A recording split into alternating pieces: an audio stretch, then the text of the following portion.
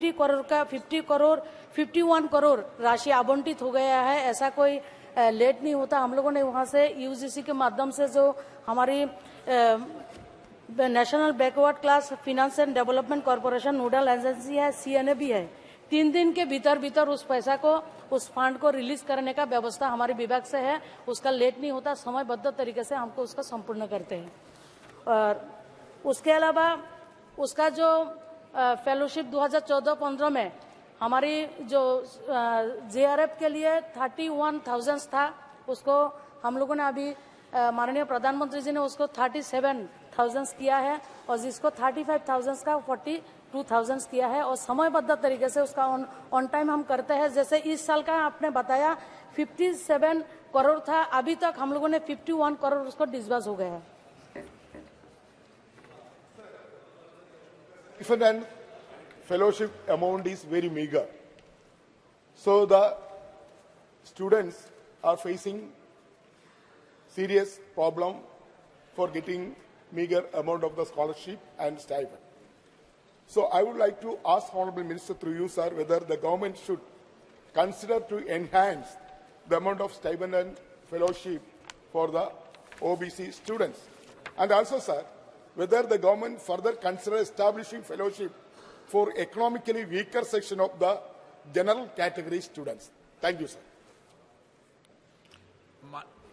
माननीय अध्यक्ष महोदय, मैं पहले भी बता दिया 2014-15 से एमपीएल और पीएचडी के लिए जो फेलोशिप का शुरुआत किया है माननीय प्रधानमंत्री जी ने, जो 31,000 था उसको हम लोगों ने इस 2023 में उसको 22-23 में उसको 37,000 किया है। जो 35,000 था उसको 42,000 किया है। समय समय में उसको वृद्धि होता है।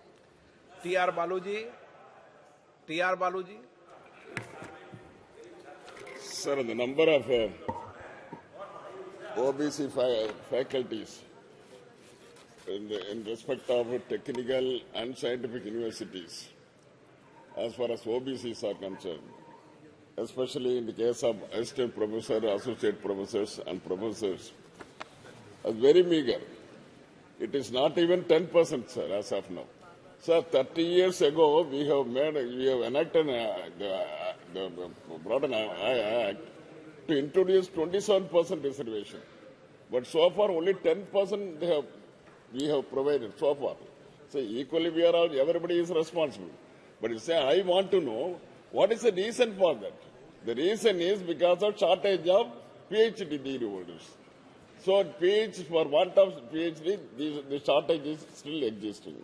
I want to know, to supplement Mr. Suresh's question, I want to know whether the stipend to the particular to the candidates will be increased according to the latest the economic data. Honorable.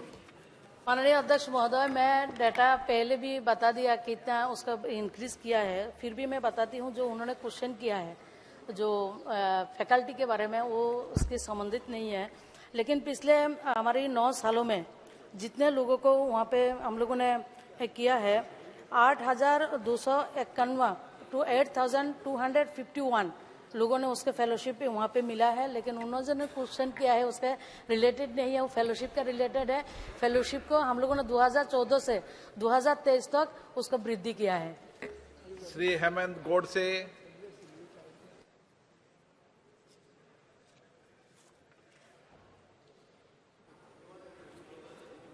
सन 2019 में सरकार ने OBC के अलावा 10% reservation economically weaker section को देने की निर्मित की।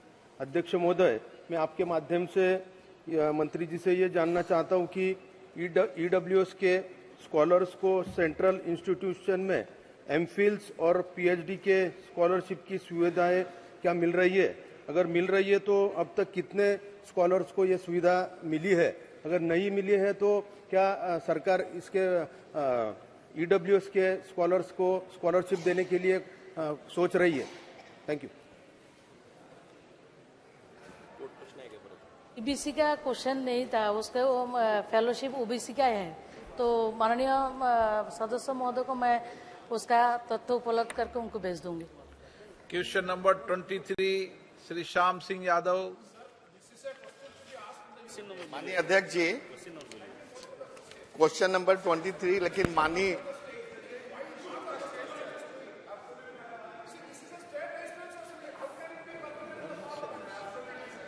Okay, question number 23। Question number 23, लेकिन माननीय अध्यक्ष जी एक बात कहना चाहूंगा। माननीय अध्यक्ष जी, उत्तर सभा पटल पर रखा हुआ है। माननीय मंत्री जी इसका जवाब दें। माननीय अध्यक्ष जी एक बात कहना चाहूंगा। पहले क्वेश्चन नंबर 23 बोलो। 23। अब माननीय मंत्री जी बोलेंगे। एक मिनट, एक मिनट बैठ जाइए। अब माननीय मंत्री जी। माननीय अध्यक्ष महोदय, उत्तर सभा पटल पर। अब माननीय सदस्य। मैं सभी माननीय सांसदों की तरफ से एक दरख्वास्त करना चाहता हूं। माननीय अध्यक्ष जी, आप प्रश्न पूछो, दरखास्त बाद में, अभी प्रश्न क्यों? ये रिलेवेंट सवाल है। जो हम लोगों का क्वेश्चन अपलोड किया जाता है 10 बजे, जिस दिन 11 बजे, वो विषय मुझे एक दिन पहले हो, वो विषय आप चेंबर में बताना या नहीं, आप प्रश्न पूछे यहाँ पे। तो दूसरा ये कहना था कि शायद आप मुझे बधाई दें कि 4.5 साल में पहली बार स्टार क्वेश्चन आया है। तो पूछे आप। और जैसे लोगों को ईवीएम पर संदेश है, उसी तरह से ऐसे बात नहीं बोलते माननीय सदस्य। अच्छा, 9 इसको रिकॉर्ड मत लेना। अच्छा, कभी बोलना ही बात। तो 1 मिनट बैठिए। बैठिए, सवाल पूछ रहा हूं। बैठिए माननीय सदस्य। मैं माननीय सदस्यों से आग्रह करता हूं, आप सब वरिष्ठ सदस्य हैं, कभी इस पर सवाल नहीं उठे। इस तरीके के विषयों को सदन में नहीं उठाना चाहिए। आपका सदन है माननीय। मैं माननीय अध्यक्ष जी से के द्वारा माननीय मंत्री जी से यह पूछना चाहता हूं कि ये प्रधानमंत्री ग्रामीण सड़क योजना में बड़ी मुश्किल से तो हम लोग एक दूसरे से तारतम्य बैठा करके ये सड़कें स्वीकृत करवाते हैं, लेकिन हमारे जौनपुर के एक मंत्री जी हैं, विधायक लोग हैं, वो जा करके इसका उद्घाटन पहले ही कर देते हैं, जबकि एक शासनादेश है माननीय मंत्री जी जिसमें यह है कि इन सड़कों का उद्घाटन निर्विवाद रूप से माननीय सांसद करेंगे। तो क्या मैं जानना चाहता हूं कि ऐसे विद्वान मंत्री जिसको कानून नियम का ज्ञान नहीं है, माननीय मंत्री जी अनुरोध करेंगे उत्तर प्रदेश सरकार के मुखिया से कि उनको नियम कानून का पाठ पढ़ाएं और भविष्य में ऐसी घटनाएं न हो कि वे जाकर खुद सड़क का उद्घाटन कर देते हैं और जनता को गुमराह करते हैं। आपका प्रश्न, बस यही प्रश्न है। ओके, क्या माननीय अध्यक्ष महोदय, ये क्वेश्चन से संबंधित नहीं है, क्वेश्चन दूसरा है। इसके लिए मैं बता दूं, इसके लिए गाइडलाइन जारी है और उस गाइडलाइन की पालना सब करते हैं। ठीक है।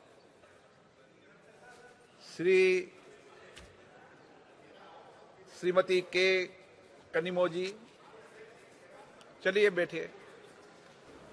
Thank you, sir. Since this question is related to rural unemployment, I just like to ask, given the fact that the average number of days of employment provided per household in the NREGA scheme is less than 50 days, what are the measures that the government is taking to ensure that 100 days of employment are being, because the entire scheme was intended to give minimum 100 days of employment, and we are not even able to reach 50 days. What is the government, doing to ensure that at least 100 days of employment is given and the money, the payment and wages are given to the people in different states who are working in this NREGA scheme, are getting their payment on time, because it's been delayed by a few months in most of the states.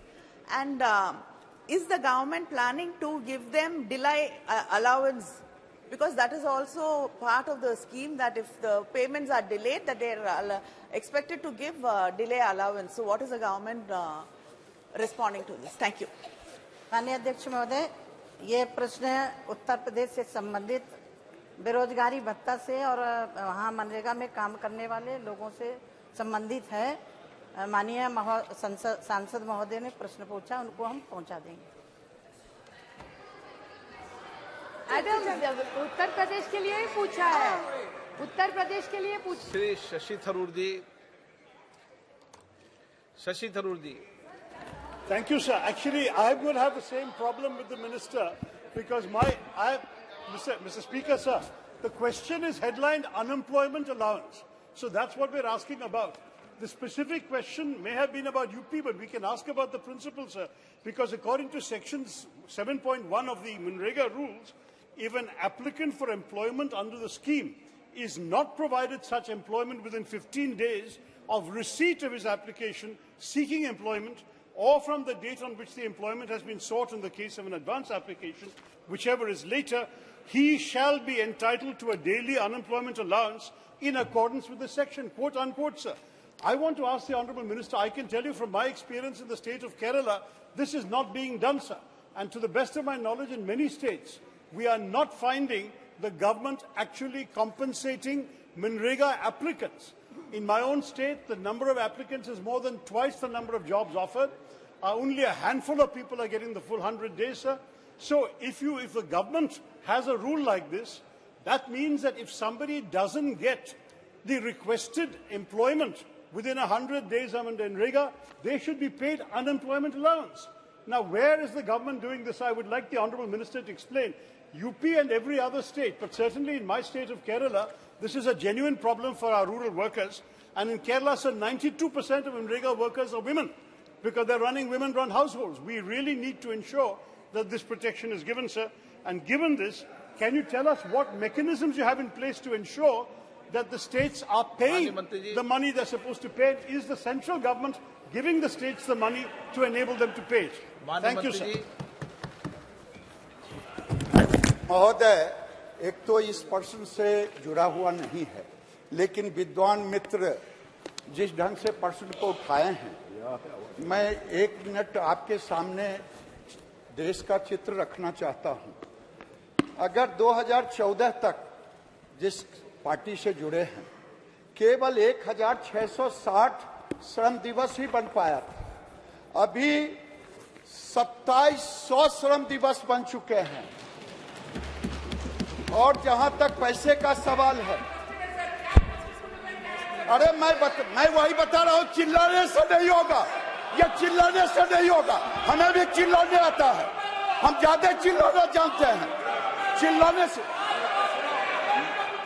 चिल्लाने से नहीं होगा। ये 2,13,000 खर्च किए और 6,74,000 हमने खर्च किया। लेबर बजट राज्य सरकार लेकर के आती है, लेबर बजट की स्वीकृति हम करते हैं। और ये काम देना, मैं तो कहता हूं कि जो अधिकारी काम नहीं दे रहे हैं, राज्य सरकार उनके ऊपर पूछे। भारत सरकार की ओर से कोई दिक्कत नहीं है, न पैसे की दिक्कत है, न लेबर की दिक्कत। बजट बढ़ाइए सर, पैसे दे दीजिए उनको। 24 doctor Pon Gautham Sigamani. Question number 24। माननीय मंत्री जी, माननीय सदस्य। Sir, my first supplement is, in the reply by the Honourable Minister, it has been stated that most of works which are pending under the said program in certain states or in hilly states, sir. The very purpose of PMGSY is to make road connectivity in rural as well as in hill terrain areas. Kalvaran Hills and Yerkad Hills fall in my Kallakurchi parliamentary constituency, which needs better road connectivity. My question is, what are the steps the government proposed to take to remove the bottlenecks to complete the road projects in those states where the work is still pending despite many extensions?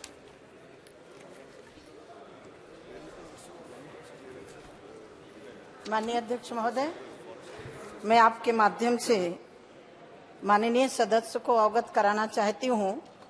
उसके पहले प्रधानमंत्री सड़क योजना लागू करने वाले स्वर्गीय अटल बिहारी वाजपेयी जी को भी मैं बहुत बहुत अभिनंदन करना चाहती हूं। प्रधानमंत्री सड़क योजना एक गांव जो अलग थे उनको जोड़ने के लिए था। ये बात सही है कि जहां पहाड़ी एरिया है वहां सड़क बनाने में कहीं न कहीं दिक्कत आती है, पानी बरसता है। फिर भी मैदानी क्षेत्रों में सड़कों की बहुत तेज गति से काम हुआ है, 1 और 2, 3, और उसमें भी राज्यों को हमने समय बढ़ाया है। जहां 19 तक था उसके बाद हमने 22 तक किया और 22 के बाद 2 के लिए हमने 24 तक कर दिया है, 3 के लिए 25 तक कर दिया है। ये सड़कों का काम राज्यों को करके पूरा करना है। Honourable member, specific Sir, I would like to note that there is a difference in allocating funds for districts in Tamil Nadu in rural areas, sir. So I would like to know from the Honourable Minister whether the government is considering to sanction further road projects and sanction funds equally for all districts in Tamil Nadu. Madam, where will the aircard road be built? You please answer that.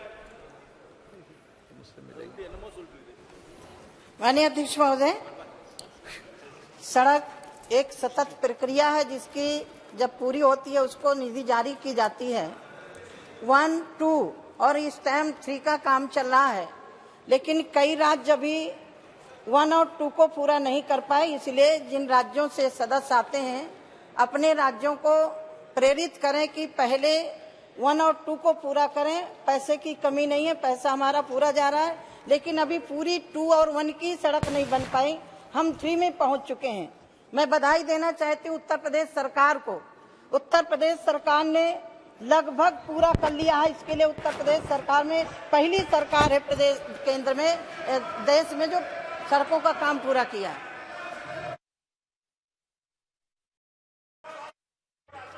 Ramkripal Yadav,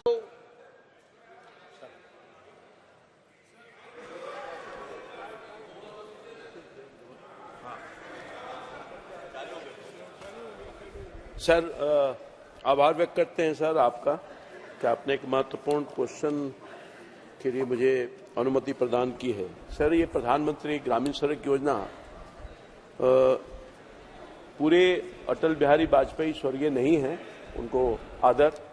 उन्होंने एक concept के साथ प्रारंभ किया और पूरे देश में गांव को सड़कों से जोड़ने का एक नया उदाहरण पेश करने का काम किया है और वर्तमान मोदी जी की सरकार ने इस पर बहुत बड़ी गति देने का काम किया है। मैं सर आपके माध्यम से अपने राज्य बिहार के संदर्भ में जानना चाहूंगा कि जैसा कि पता है कि फेज 1, फेज 2, फेज 3 सड़कों के निर्माण के लिए धनराशि आवंटित की गई। मैं ये जानना चाहता हूं आपके माध्यम से कि बिहार में फेज 1, फेज 2 की जो सड़कों के लिए आपने लक्ष्य निर्धारित किया था वो पूरा हुआ कि नहीं, और फेज 3 में आपने कितना किलोमीटर सड़क के निर्माण की अनुमति प्रदान की है, अब तक उसकी क्या प्रगति है, ये हम जानना चाहेंगे खासतौर पर बिहार के संदर्भ में सर। Thank you. महोदय, माननीय सदस्य ने बिहार से जुड़ा हुआ प्रश्न पूछा है, वैसे तो ये नहीं था। फेज 1, फेज 2 में वो सड़कें बची है जो उग्रवादी से जुड़ा हुआ क्षेत्र है। फेज 3 में 6162 किलोमीटर का लक्ष्य दिया गया, जो अभी तक केवल स्वीकृत तो हो गई है, वो 5605 किलोमीटर और स्वीकृत किए जाने बाकी हैं अभी केवल 267 फेज 3 में। श्री के Muraleedharan. PMGSY road is the direction from the central government. The width will be 8 meter. But in the state of Kerala, most of the roads are only 6 meter. So I request the government that should adopt a state-specific rule for this purpose. Then only we can, especially the state of Kerala, will be get benefit because we want an exemption or a state-specific rule.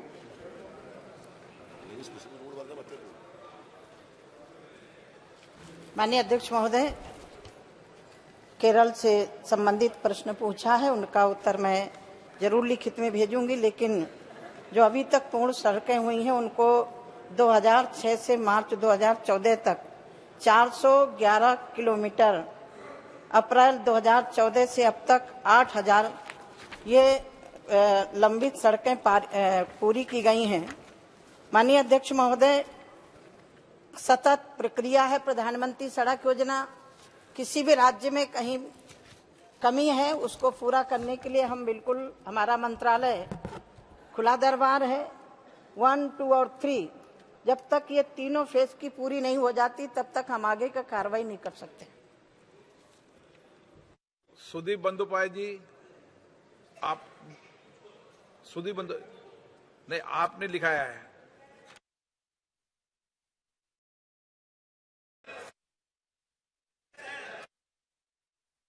Sir मेरा 23 का थे, भाई पूछे। मेरा 24 मैंने दिया। तो मैं थोड़ा सर गिरिराज सिंह जी का देखने से मेरा प्रश्न आ जाते हैं। नमस्कार। तो आपको ये पूछना बार बार बोलते हैं, आपसे हम लोगों ने मिला था, आप लोगों ने भी जवाब दिया था कि मंत्री को भेजो, मंत्री को साथ बात करें। हम लोग गए थे आपको मिलने के लिए, आप नहीं थे, मिनिस्टर ऑफ स्टेट का घर पे गए थे और वहाँ आधा घंटा इंतजार किया। सर आपका कल विषय आ गया था। सर प्रश्न है ये आ गया था कि 100 डेज वर्कर्स चाहे आवास योजना, ये सबको लिए आप लोग करप्शन ये सब बात उठाते हैं। सर ये बंगाल तो एक बड़ा स्टेट है, 38,000 गांव है, जो गांव में ये अभियोग आया वहां से पेमेंट स्टॉप करिए ना। पूरा स्टेट को क्यों रोक देते हैं रुपया देने से? 2 साल से रुपया नहीं देता, ये बहुत बड़े दुख की बात है। Sir I want to hear from you. Sir Giriraj ji, माननीय अध्यक्ष जी आपसे सुनना चाहते हैं, प्लीज। सवाल से संबंधित प्रश्न नहीं, मैं दे रही हूँ जवाब। मैं यद्यपि इस सदन का सवाल नहीं है, लेकिन जिस तरह से मेरे को झूठा आरोप लगाया गया, इन्होंने आधा घंटे का समय मांगा था 5 लोगों का, मैंने कहा 5 लोग आ जाइए। 5 लोग के बाद 10 मिनट के बाद कहते हैं हम 10 लोग आएंगे। हमने कहा 10 लोग आ जाइए, फिर बोले जनता से मिलिए। मैंने कहा आपका जो प्रतिनिधि मंडल आया है जिस इशू को लेकर के, उसके पहले टेबल में बात करिए। सुनिए पहले माननीय अध्यक्ष महोदय, 2.5 घंटा मैं अपने ऑफिस में बैठी रही जहाँ मुझे आधा घंटा बैठना था। फिर बोले हम पूरे सांसद आएंगे। हमने कहा पूरे सांसद आ जाइए, अकेले नहीं मिलूंगी। महुआ में उतरा, उन्होंने कहा मैं अकेले नहीं, आज आपका डेलीगेट आया, डेलीगेट से मिलूंगी, जिस इशू को लेकर के उस संबंध में बात करिए। लेकिन अध्यक्ष जी मुझे खेद है, ये मिलने के लिए तैयार नहीं थे, इन्हें प्रोपोगंडा करना था, मेरे ऑफिस में धरना देना था। माननीय अध्यक्ष महोदय, मैं 2.5 घंटा बैठी रही, 2.5 घंटा रात में 6 बजे से लेकर के 8:30 बजे उठी हूँ और मेरे को बोला पीछे गेट से निकल गई। अध्यक्ष महोदय, मैं 4 नंबर गेट से जाती हूँ, 4 नंबर से ही आती हूँ और 4 नंबर से गई हूँ। इन्हें मांगना नहीं था, इन्हें पश्चिम बंगाल की जनता की चिंता नहीं है, इन्हें सिर्फ राजनीतिक रोटियां सेकनी है। इन्होंने राजनीतिक रोटियां सेकने के लिए इसी भवन में आकर के धरना दिया। मैं 2.5 घंटा बैठी रही, मैं उसके लिए इनसे चाहूंगी इस तरह का झूठा बयान नहीं दें। मुझे झूठा बोला, मुझे महुआ मित्रा ने कहा कि साध्वी निरंजन ज्योति जैसा पापी हो, तो पाप की जरूरत नहीं है। माननीय अध्यक्ष महोदय, मैं संत हूँ और उसका परिणाम इनको मिल गया। श्री तापिर गांव जी,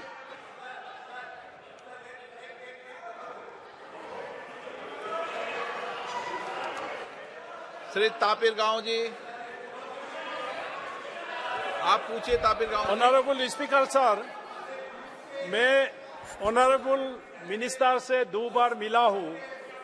हमारा अरुणाचल प्रदेश में 3 जिला है जहाँ उग्रवादियों का डिस्टर्बेंस है। PMJSY फेज 1, फेज 2 का लेफ्ट आउट हुआ। मंत्री जी ने कहा कि मैंने परमिशन दे दिया है, लेकिन परमिशन तो दिया है, लेकिन पान तो नहीं दिया। तो स्टेट गवर्नमेंट कैसे फेज 1 और फेज 2 का लेफ्ट आउट PMJSY को कैसे बनाएंगे? मैं मंत्री जी से जवाब चाहता हूं। और पान कैसे रिलीज करेंगे फेज 1 फेज 2 का, ये मंत्री जी जवाब चाहता हूं। ये सदस्य आप इनका माननीय मंत्री जी इनका जवाब दो। माननीय अध्यक्ष महोदय, माननीय सदस्य ने मेरे पास आए और मैंने इनके कहने पर समय अवधि दिया हूं, बढ़ाया हूं। राज्य सरकार से अनुरोध कर रहा हूं कि वो पूरा कर दे। क्वेश्चन नंबर 25 अब ये बोलो मनोज राजौरिया जी।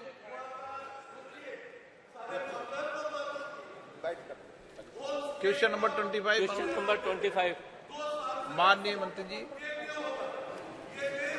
माननीय सदस्य जी। धन्यवाद स्पीकर महोदय। धन्यवाद स्पीकर महोदय। जिस तरीके से आप प्रश्न पूछिए माननीय। धन्यवाद स्पीकर महोदय। जिस तरीके से देश के प्रधानमंत्री आदरणीय नरेंद्र मोदी जी ने किसानों के सम्मान के लिए, किसानों की उन्नति के लिए पिछले लंबे समय से काम किया, उसी अवधि के उसी कार्यक्रम के तहत माननीय प्रधानमंत्री जी ने किसानों को सम्मान देने के लिए प्रधानमंत्री किसान सम्मान निधि की घोषणा की थी। और आज उस घोषणा से मेरे संसदीय क्षेत्र करौली के 1,46,953 और धौलपुर के 1,52,271 किसानों सहित राजस्थान के 80 लाख से अधिक और पूरे देश के 11 करोड़ से अधिक किसानों को प्रधानमंत्री किसान सम्मान निधि का फायदा मिला है। मैं इसके लिए माननीय प्रधानमंत्री जी का आभार व्यक्त करता हूं। साथ में ही माननीय मंत्री जी से एक सवाल करना चाहता हूं कि माननीय प्रधानमंत्री जी ने जो किसानों के हित के लिए ये प्रधानमंत्री किसान सम्मान निधि जो की है, इसमें बचे हुए किसानों को या 100% किसानों को लाभ पहुंचाने के लिए माननीय मंत्री से आग्रह करूंगा कि भारत सरकार ऐसे क्या प्रयास कर रही है कि 100% किसानों तक प्रधानमंत्री किसान सम्मान निधि का लाभ पहुंच सके। माननीय अध्यक्ष जी, 2018 में प्रधानमंत्री नरेंद्र मोदी जी ने किसान सम्मान योजना शुरू की थी। तब से अभी तक 15 किस्तों में हम 11 लाख किसानों के लिए 11 करोड़ किसानों के लिए 2.81 लाख करोड़ रुपया डीबीटी के तहत हम पहुंचाए सर। अभी ये योजना विश्व का अत्यंत बड़ा योजना है। डीबीटी के तहत योजना जारी की है। इसे विदेश में भी इसका तारीफ हो रही है सर।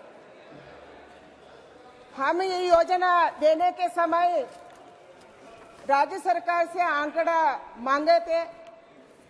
उसी समय हमको 11 करोड़ आंकड़ा मिला था। उसके बाद इसी में 2 करोड़ किसानों फर्जी निकले। उसके बाद हम किसानों में जागृति की है, मोबाइल ऐप बनाए हैं एंड वेबसाइट में खुद वो एप्लीकेशन डालने के लिए मौका दिया है। अभी हम ई-केवाईसी के तहत फेस आइडेंटिफिकेशन करने का भी प्रावधान इसी में किया है। इसीलिए हमारा सरकार का इच्छा है किसान सम्मान योजना को सैचुरेशन पॉइंट में लाना, सब किसान को वो देना। ऐसे करके हम अभी हमारे काम शुरू किए हैं सर। इसीलिए ये बड़ा योजना विदेश में भी इसका तारीफ हो रहा है सर। सप्लीमेंट्री। धन्यवाद माननीय मंत्री महोदय जी। मैं एक सवाल और आपसे पूछना चाहूंगा कि माननीय प्रधानमंत्री जी ने जिस तरीके से पिछले 9 वर्षों में किसानों को आर्थिक संबल और उन्नति करने के लिए उनकी फसल को समर्थन मूल्य देने के लिए एमएसपी का जो मूल्य बढ़ाया है, किसानों को अधिकतम फसलों पर एमएसपी दी और अधिक से अधिक फसलों की खरीद की घोषणा की। कुछ फसलें ऐसी भी रही जिसमें प्रधानमंत्री जी ने एमएसपी को 1.5 गुना से भी अधिक मूल्य पर उनकी फसलों की खरीद की। मैं आपसे माननीय मंत्री महोदय जी से आपके माध्यम से जानना चाहूंगा कि पिछले 9 वर्षों में कुछ किन किन फसलों को 1.5 गुना से अधिक एमएसपी पर उन्होंने खरीदने का काम किया और 9 वर्षों में कितनी फसलों की उन्होंने किसानों से खरीद की और किसानों को लाभ दिया और उनका आर्थिक उन्नति में, उनके सम्मान को बढ़ाने में सहयोग किया। माननीय अध्यक्ष जी, किसानों को उनके उत्पाद में लाभकारी मूल्य सुनिश्चित करने के लिए कृषि लागत और मूल्य आयोग की सिफारिश के आधार पर 22 मैंडेटेड कृषि फसलों के लिए एमएसपी दे रही है सर। हमारे सरकार 2018-19 में बजट में हम बताए थे उत्पादन के लागत का 1.5 गुना स्तर पर हम ये घोषणा किया है, उसके आधार पर हम एमएसपी देना है ऐसा हम बताए थे। उसका आधार पर 2018-19 में मैंडेटेड खरीफ, रबी और अन्य बागवानी फसलों के लिए MSP all India weighted average cost production का लागत पर कम से कम 50% मुनाफे के साथ निर्धारित की जाती है सर। वर्ष 2014-15 में ये खाद्यान्न का खरीदे में 759.44 लाख मीट्रिक टन था। अभी ये बढ़कर सर ये साल लास्ट ईयर में 2022-2023 में 1062.69 लाख मीट्रिक टन खरीदी हुई है सर, जिसमें 1.6 करोड़ से ज्यादा किसानों को लाभ हुई है। And expenditure incurred on procurement of food grains increased 1.06 lakh crores in 2020-23. It was 1.06 crore in 2014 में था। अभी वो बढ़कर 2.2 लाख करोड़ तक पहुंच गए सर। हर साल ये बढ़ रही है एंड एमएसपी के तहत हम अभी ज्यादा खरीद हो रही है। दलहन तिलहन में हम इसका सीलिंग को निकाल दिया है। 100% हम दलहन को अभी देश में खरीद रहे हैं, इसीलिए हर साल वो खरीद ज्यादा हो रही है एंड उसका मूल्य भी ज्यादा हो रही है। श्रीमती रंजीता कोली। धन्यवाद अध्यक्ष महोदय। मैं सदन के माध्यम से माननीय मंत्री साहब से जानना चाहूंगी कि सरकार ने चेहरे को ऑथेंटिकेशन की सुविधा द्वारा KYC शुरू की है। क्या किसानों ने इसका उपयोग किया है? यदि किया है तो क्या स्थिति है?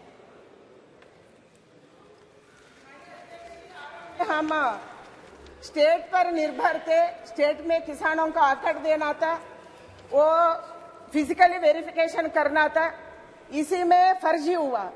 उसके बाद हम 13th इंस्टॉलमेंट के बाद हम किया सर आधार लिंक्ड किसान सम्मान योजना देने को हम तय किया है। उसके बाद 15th इंस्टॉलमेंट में अभी हम दिया हुआ इंस्टॉलमेंट में KYC किया है। KYC के तहत वो तो हम फेस आइडेंटिफिकेशन करने का घोषित किया है। इसी में ज्यादा से ज्यादा किसान अभी जुड़े हैं एंड 100% ऑथेंटिकेशन के साथ वो हो रही है sir. And it is example of good governance, it's example of transparency and also it is a example of digital governance in India sir। इसीलिए KYC में अच्छा हो रही है एंड सब किसानों इसके साथ जुड़ रही है। ये बहुत इजी है। हमारा मोबाइल ऐप में गूगल डाउनलोड करना एंड डाउनलोड करके हम उसको वो तो प्ले स्टोर में गए तो कोई भी किसान हमारा खेती में रुक के खेती में खड़े होके वो कर सकते हैं। ऐसा एक KYC हमारा सरकार बनाया है। अधीर रंजन चौधरी जी। सर, हम सब जानते हैं कि ये सरकार ने 3 कृषि कानून लाने की उपरांत सारे देश के किसानों ने इकट्ठा होकर ये किसान विरोधी 3 कानूनों के खिलाफ जो वो बगावत छेड़ी थी। आपका प्रश्न क्या है सर? उसी के चलते हमारे प्रधानमंत्री जी ये भी कहते कि उनकी तपस्या में कोई गलती हुई थी, तो शायद तपस्या भी ठीक हो गए हैं। तो लेकिन उस समय किसानों ने ये मांग किया था कि MSP को, मिनिमम सपोर्ट प्राइस को, लीगल राइट की दर्जा दिया जाए। मैं सरकार से ये पूछना चाहते हैं कि MSP की लीगल राइट देने में ये सरकार कोई फैसला लिया है? क्योंकि तोमर साहब आप जानते हैं कि आज हिंदुस्तान में रोजाना 35 किसान गरीबी के चलते खुदकुशी भी कर रहे हैं। ऐसा कोई रिकॉर्ड तो नहीं है। इस हालत में MSP के लीगल राइट की, MSP और लीगल राइट, इस मुद्दे पे आप जवाब दीजिए। लोगों को भोजन मिल रहा।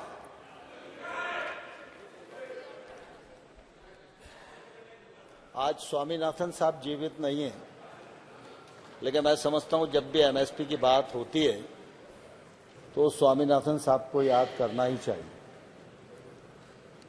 वाजपेयी जी की सरकार थी उस समय कृषि सुधारों की दृष्टि से स्वामीनाथन साहब की अध्यक्षता में एक आयोग बनाया गया था और उस समय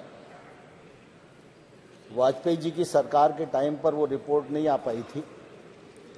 4 में सरकार बदल गई। 2007 में माननीय मनमोहन सिंह साहब प्रधानमंत्री थे और उस समय ये रिकमेंडेशन उनके समक्ष प्रस्तुत की गई। तदुपरांत सरकार ने कृषि मंत्री और बाकी लोगों का एक ग्रुप बनाया रिकमेंडेशन पर विचार करने के लिए और उस समय स्वामीनाथन साहब ने रिकमेंडेशन तो 201 की थी, जिनमें एनडीए सरकार 200 पर काम कर रही है, लेकिन प्रमुख रिकमेंडेशन थी एमएसपी की, जिसमें स्वामीनाथन साहब ने कहा था कि लागत पर 50% मुनाफा जोड़कर एमएसपी घोषित करना चाहिए। 2007 के बाद 14 तक यूपीए की गवर्नमेंट रही और यूपीए की गवर्नमेंट के समय इस रिकमेंडेशन को नहीं माना गया, ये निरसन सूची में डली रही। मुझे कहते हुए प्रसन्नता है प्रधानमंत्री नरेंद्र मोदी जी बने और उसके बाद इस रिकमेंडेशन पर काम हुआ और आज एमएसपी 50% मुनाफा जोड़कर लागत पर घोषित की जाती है और जैसा मंत्री जी ने बताया कि अभी तक लगातार प्रोग्रेस है। उस समय 1 लाख करोड़ रुपया खरीद पर खर्च होता था, आज 2,28,000 करोड़ रुपया खरीद पर खर्च होता है। और साथ ही साथ मैं यह भी बताना चाहता हूं कि जो किसान आंदोलन की बात की, उस समय जो समिति बनाई गई थी वो समिति में 3-4 विषय थे, जिसमें प्राकृतिक खेती भी थी, बाकी सुधार भी थे और एमएसपी को और ठीक प्रकार से किसानों तक कैसे पहुंचाया जाए इसके मैकेनिज्म पर विचार विमर्श करने की बात थी। उस कमेटी की बैठक लगभग 30-35 बैठकें हुई हैं, अभी रिकमेंडेशन नहीं आई है, ये मैं आपको बताना चाहता हूँ। क्वेश्चन नंबर 26 संजय काका पाटिल। माननीय मंत्री जी।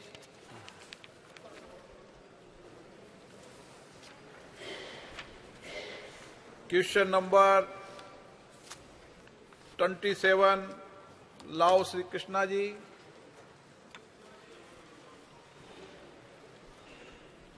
माननीय मंत्री जी। उत्तर सभा पटल पर रख दिया गया।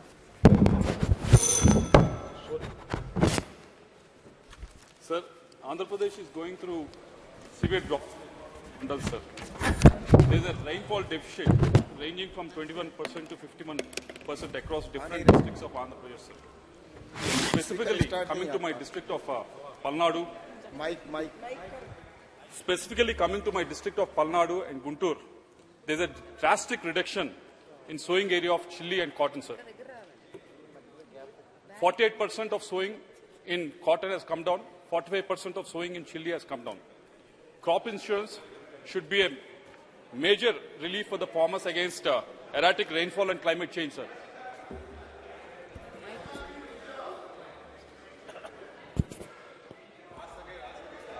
Can I ask again? Sir, Andhra Pradesh is going through a severe drought, sir, in 103 mandals. There is a rain deficit, sir. Rainfall deficit of 21% to 51% across the...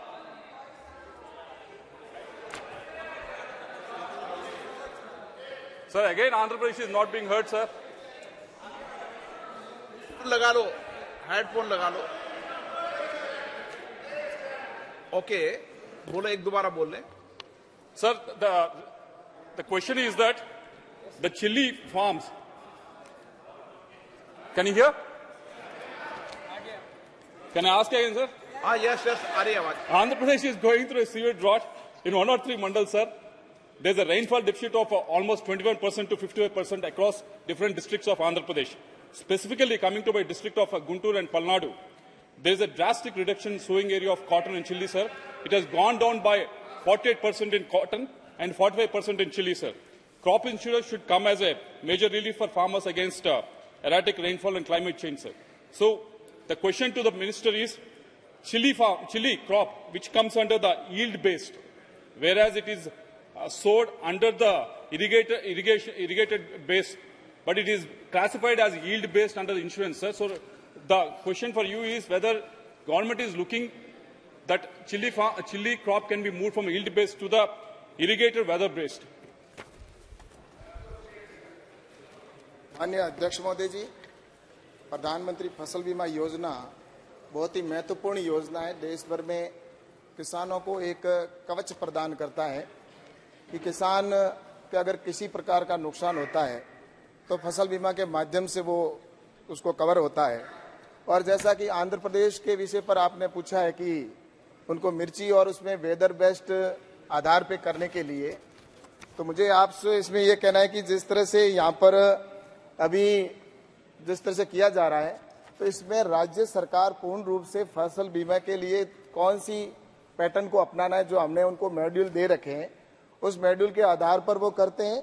और उसमें राज्य सरकार को पूरा अधिकार है कि कौन से नोटिफिकेशन के अंदर उसको किस तरह से करना है, तो वो राज्य सरकार वहां से जिस प्रकार से भी करना चाहे, वो अगर उस मॉड्यूल को अपनाना चाहते हैं जिसमें वो चाहे उसमें वेदर बेस्ड है, तो अगर वेदर बेस्ड पे जाना चाहता है राज्य सरकार उसको निर्धारित कर सकती है, क्योंकि राज्य सरकार इसके अंदर दोनों मॉड्यूल को राज्य सरकार को दे रखा है।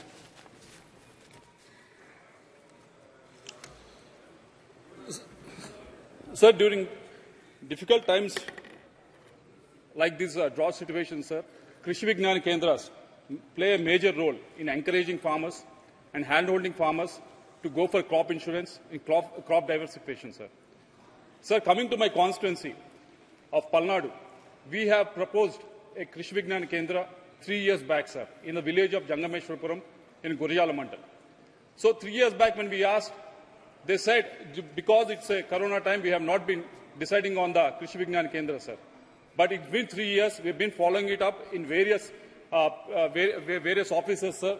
But still there is no response to it, sir. So I request the minister whether there is a policy by the union government to not sanction any KV case, or if they are going to sanction any KV case, or if they are going to do it before the 2024 elections.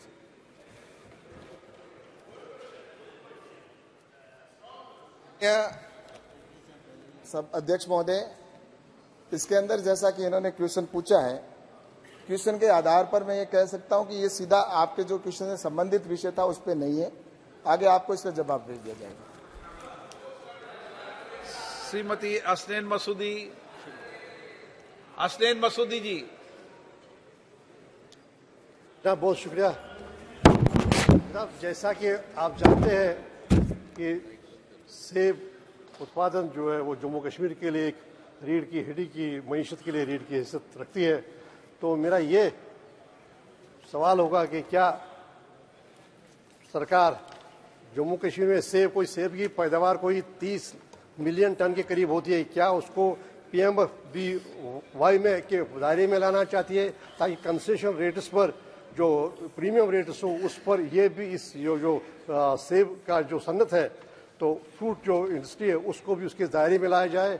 और दूसरी बात है कि ये उम्मीद है कि सरकार पहले अवेयर होगी कि हेल स्टार्म की वजह से या कहीं कहीं आफाती जो भी समावती आफी होती है उस वजह से ये फसल में और ट्रांसपोर्टेशन की वजह से बड़ी मुश्किल का सामना है। तो ये एक बड़ा होगा, एक अच्छा एक इंसेंटिव होगा वहाँ के फार्मर्स के लिए और एप्पल ग्रोवर्स के लिए, अगर सेब को इसके दायरे में लाया जाए और कंसेशनल जो प्रीमियम रेट्स है वो अप्लाई हो।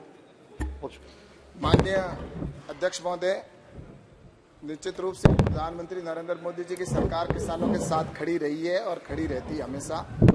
और जम्मू कश्मीर के अंदर जब सेब का अगर भाव कोरोना के समय में कम हुआ था, तो उस समय भारत सरकार ने उसकी खरीद की थी, आपको ये अच्छी तरह से ध्यान में है। और निश्चित रूप से मैं ये कह सकता हूँ कि जम्मू कश्मीर के अंदर भी इसको कवर करने के लिए निर्णय निश्चित रूप से राज्य सरकार लेती है। इसमें राज्य सरकार का पूर्ण अधिकार है राज्य सरकार के अंदर। और मैं यही कह सकता हूं कि भारत सरकार की ओर से इस प्रकार कोई अगर विषय आएगा तो निश्चित रूप से गंभीरता विचार। प्रश्नकाल समाप्त। कल माननीय सदस्यगण, मुझे कुछ माननीय सदस्यों द्वारा कुछ विषयों पर स्थगन प्रस्ताव की सूचना प्राप्त हुई है। मैंने स्थगन प्रस्ताव की किसी सूचना के लिए अनुमति प्रदान नहीं की गई है।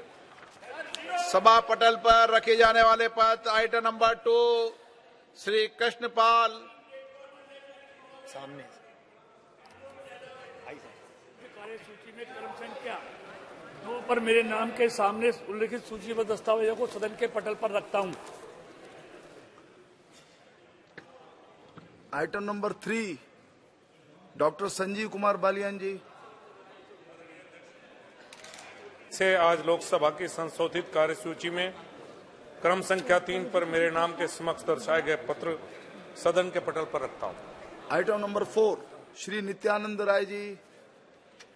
आज की पुनरीक्षित कार्यसूची में क्रमांक संख्या 4 पर मेरे नाम के सम्मुख उल्लेखित दस्तावेज सभा पटल पर रखता हूं। Item number 5 Sushri Shobha Karandlaje ji. I lay the paper shown at serial number 5 of the revised list of business in the Lok Sabha for today on the table of the House. Item number 6 Shri Kailash Choudhary ji. माननीय सभापति महोदय जी, आपकी अनुमति से मैं आज की लोकसभा की संशोधित कार्यसूची में मेरे नाम के सम्मुख मद संख्या 6 पर उल्लेखित पत्र सभा पटल पर प्रस्तुत करता हूं। Item number 7 Shri Ajay Kumar ji. लिखित कार्यसूची में क्रम संख्या 7 पर मेरे नाम के सम्मुख उल्लिखित दस्तावेज सभा पटल पर रखता हूं। आइटम नंबर 8 महासचिव जी। Sir, I have to report that Rajya Sabha at its sitting held on 4th December 2023 passed the Post Office Bill 2023. Sir, I lay on the table the Post Office Bill 2023 as passed by Rajya Sabha on the 4th of December 2023. Item number 9, Mahasabji ji.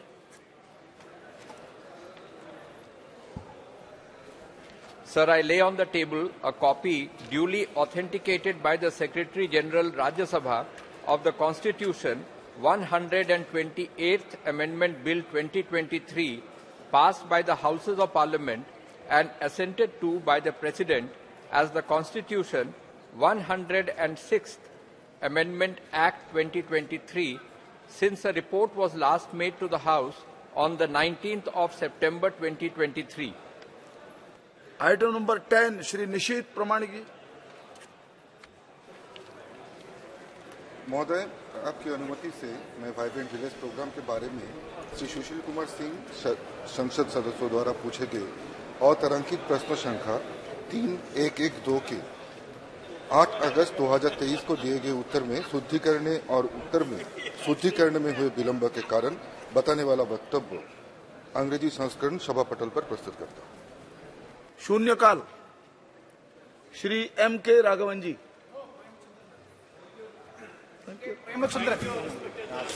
M.K. Raghavan, sorry please आपको जी।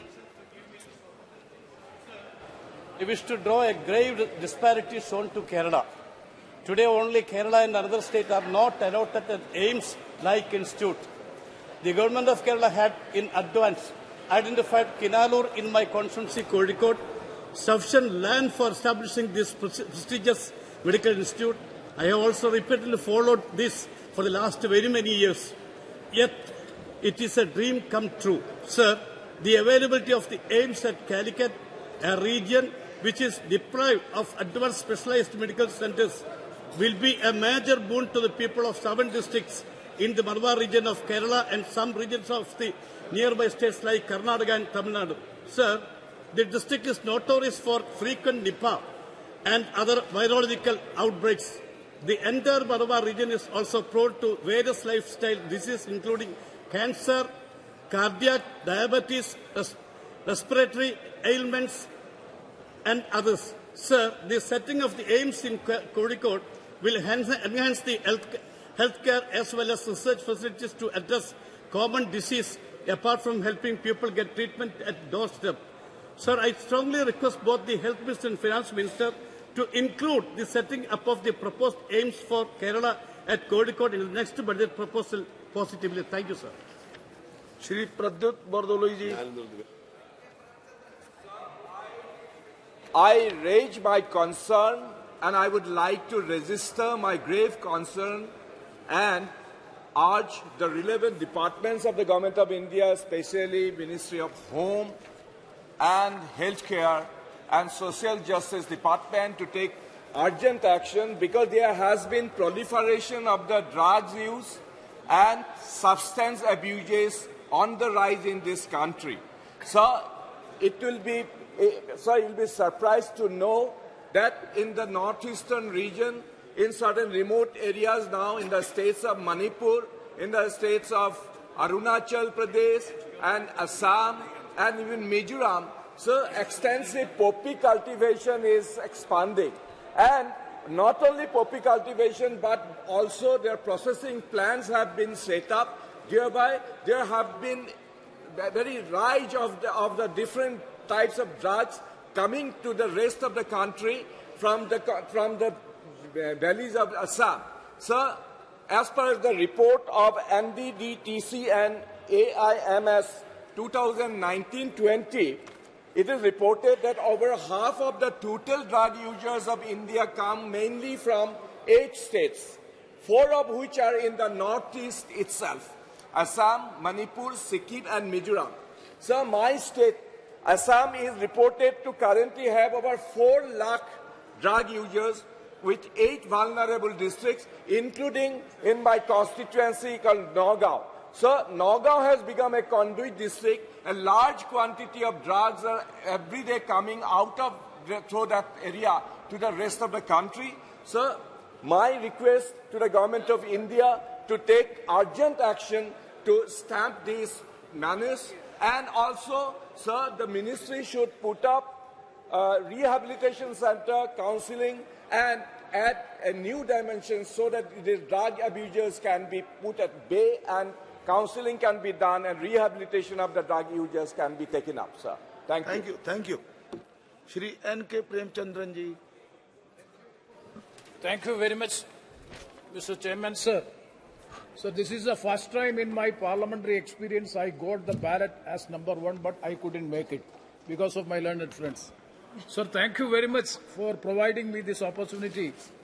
The matter is pertaining to my constituency, the Greenfield National Highway 744, starting from my constituency, Kadampa to Onam Paripalli to Edaman, Edaman, Aringav, Tenmala and Chengotan to Tirumangalam, that is National Highway 744. Greenfield Highway has been declared by the Government of India, NHAI, but it is quite unfortunate that land acquisition has already been done. 3A notification is there, 3D notification has been completed, but so far the acquisition proceedings are not completed, and thereby the people who have already surrendered the land or people already consented for land acquisition is in big trouble, because they are not able to transact any business on the land which has already been under acquisition. What is the problem now is that state government has, once the state government has agreed that they will pay 25% of the total cost of land acquisition will be borne by the state government. That was the assurance given by the state government, but unfortunately, the state government has withdrawn from the promise. So, the state government has withdrawn. The state government has withdrawn. The state government has withdrawn from the assurance, and they are not ready and willing to pay the 25% of the land acquisition cost. And subsequently, the Government of India, Ministry of Road and Transport, Nitin Gadkari has suggested that if you are not able to pay the 25% of the land acquisition cost, GST exemption may be given for the materials of the construction, and also royalty for the rock blasting has to be given. And the state government and the central government, they had series of discussions, but so far no final decision has been taken. What is the problem is, it is 2 years back, the acquisition proceedings have started and the people are suffering. They are ready and willing to surrender the land. Notification is over. They are not getting the compensation. They are in big difficulty. So my submission to the Government of India is 25% of the total cost of land acquisition will come only 250 crores of rupees. Why should you depend and rely on the state government?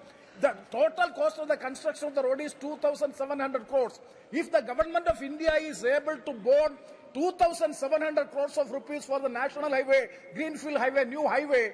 Why should we rely upon the state government? So my submission to the government of India is, please bear the total cost of the construction of the highway and expedite the steps of the acquisition, complete the acquisition at the earliest, and the compensation be provided to the people belonging to that area, and the proceedings have to be initiated at the earliest of National Highway 744. Thank you very much, sir.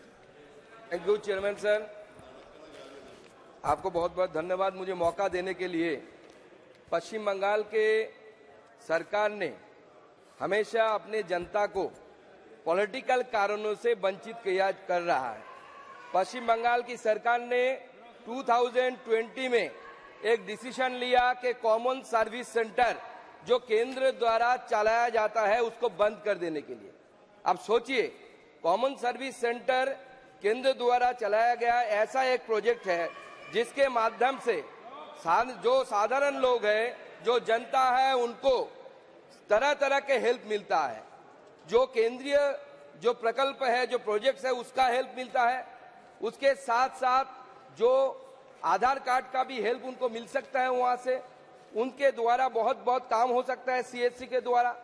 बंद सिर्फ नहीं किया, इसके कारण 40,000 लोग जो युवा इसके साथ जुड़े हुए थे, जो वहां पे जिनका इनकम होता था, जो सीएससी चलाते थे, उनको जो पंचायत की ऑफिस से वहां से डरा के, गुंडे देकर, धमका के उसको बाहर निकाल दिया गया कि आप यहाँ पे सीएससी नहीं चला सकते, सीएससी आपको बंद करना पड़ेगा।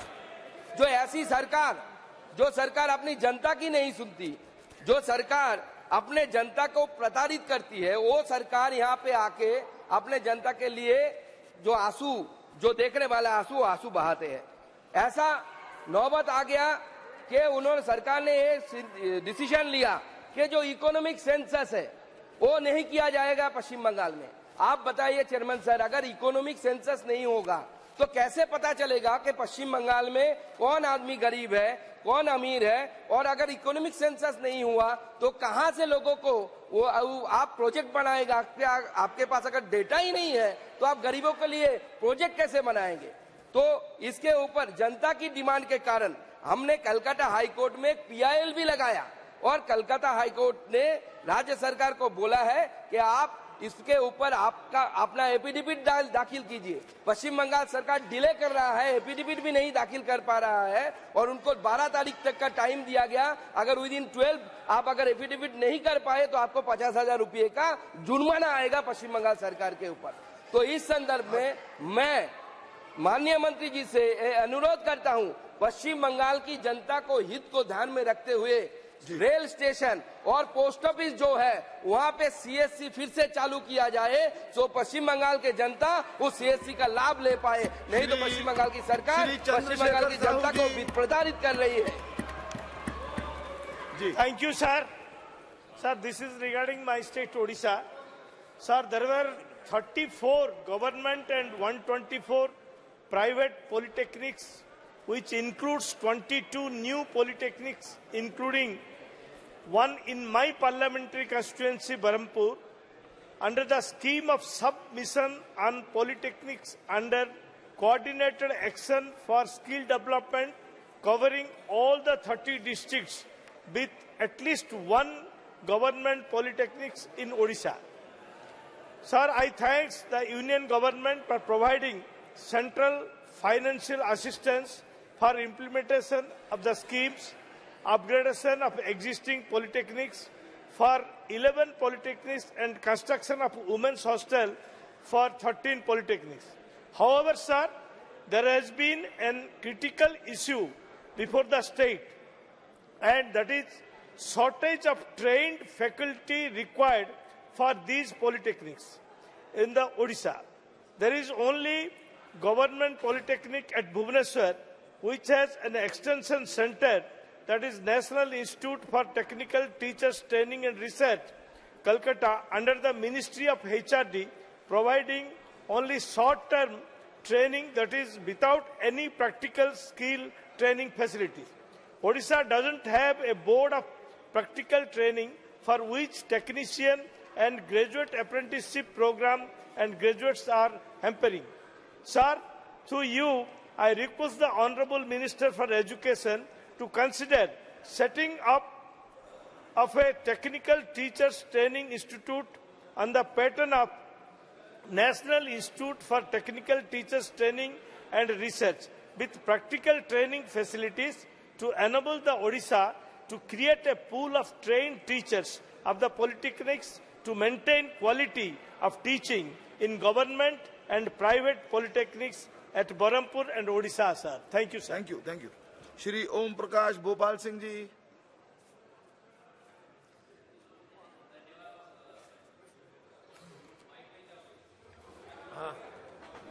धन्यवाद सभापती महोदय. मी महाराष्ट्रातील अतिशय ज्वलंत विषयाकडे केंद्र सरकारचं लक्ष वेधू इच्छितोय. अध्यक्ष महोदय, मराठा समाज आणि धनगर समाज हा आरक्षणासाठी महाराष्ट्रामध्ये रस्त्यावर उतरलाय. मराठा समाजाला आरक्षण मिळावं म्हणून जवळपास 100 पेक्षा अधिक युवकांनी स्वतःच्या प्राणाची आहुती हे आरक्षण मिळावं म्हणून त्या ठिकाणी दिलेली आहे. अध्यक्ष महोदय, 15/11/2018 ला गायकवाड आयोगाच्या शिफारशीनुसार मराठा समाजाला 13% नोकरी आणि शिक्षणामध्ये त्या ठिकाणी आरक्षण दिलं गेलं. हे आरक्षण दिल्याच्या नंतर या आरक्षणाच्या विरोधात उच्च न्यायालयात याचिका दाखल केली की उच्च न्यायालयाने ती याचिका फेटाळली. त्याच्यानंतर सर्वोच्च न्यायालयात हे आरक्षण रद्द करण्याच्या दृष्टीने याचिका दाखल झाली. ही याचिका दाखल झाल्याच्या नंतर 20/9/2020 रोजी याच सार्वभौम सभागृहात मी केंद्र सरकारकडे मागणी केली होती की तामिळनाडूमध्ये 50% आरक्षणाची मर्यादा ओलांडली गेल्याच्या नंतर सुद्धा तिथलं आरक्षण टिकलं होतं. तर केंद्र सरकारनं त्याच पद्धतीने हस्तक्षेप करून ह्या सुद्धा सर्वोच्च न्यायालयातल्या याचिकेमध्ये हस्तक्षेप करावा आणि हे आरक्षण टिकण्याच्या दृष्टीने प्रयत्न करावा. पण दुर्दैवानं त्या ठिकाणी तिथं लक्ष दिलं गेलं नाही त्या मागणीकडे आणि 9 नोव्हेंबर 2020 रोजी या मराठा समाजाच्या आरक्षणाला दुर्दैवानं सुप्रीम कोर्टामध्ये स्थगिती मिळाली.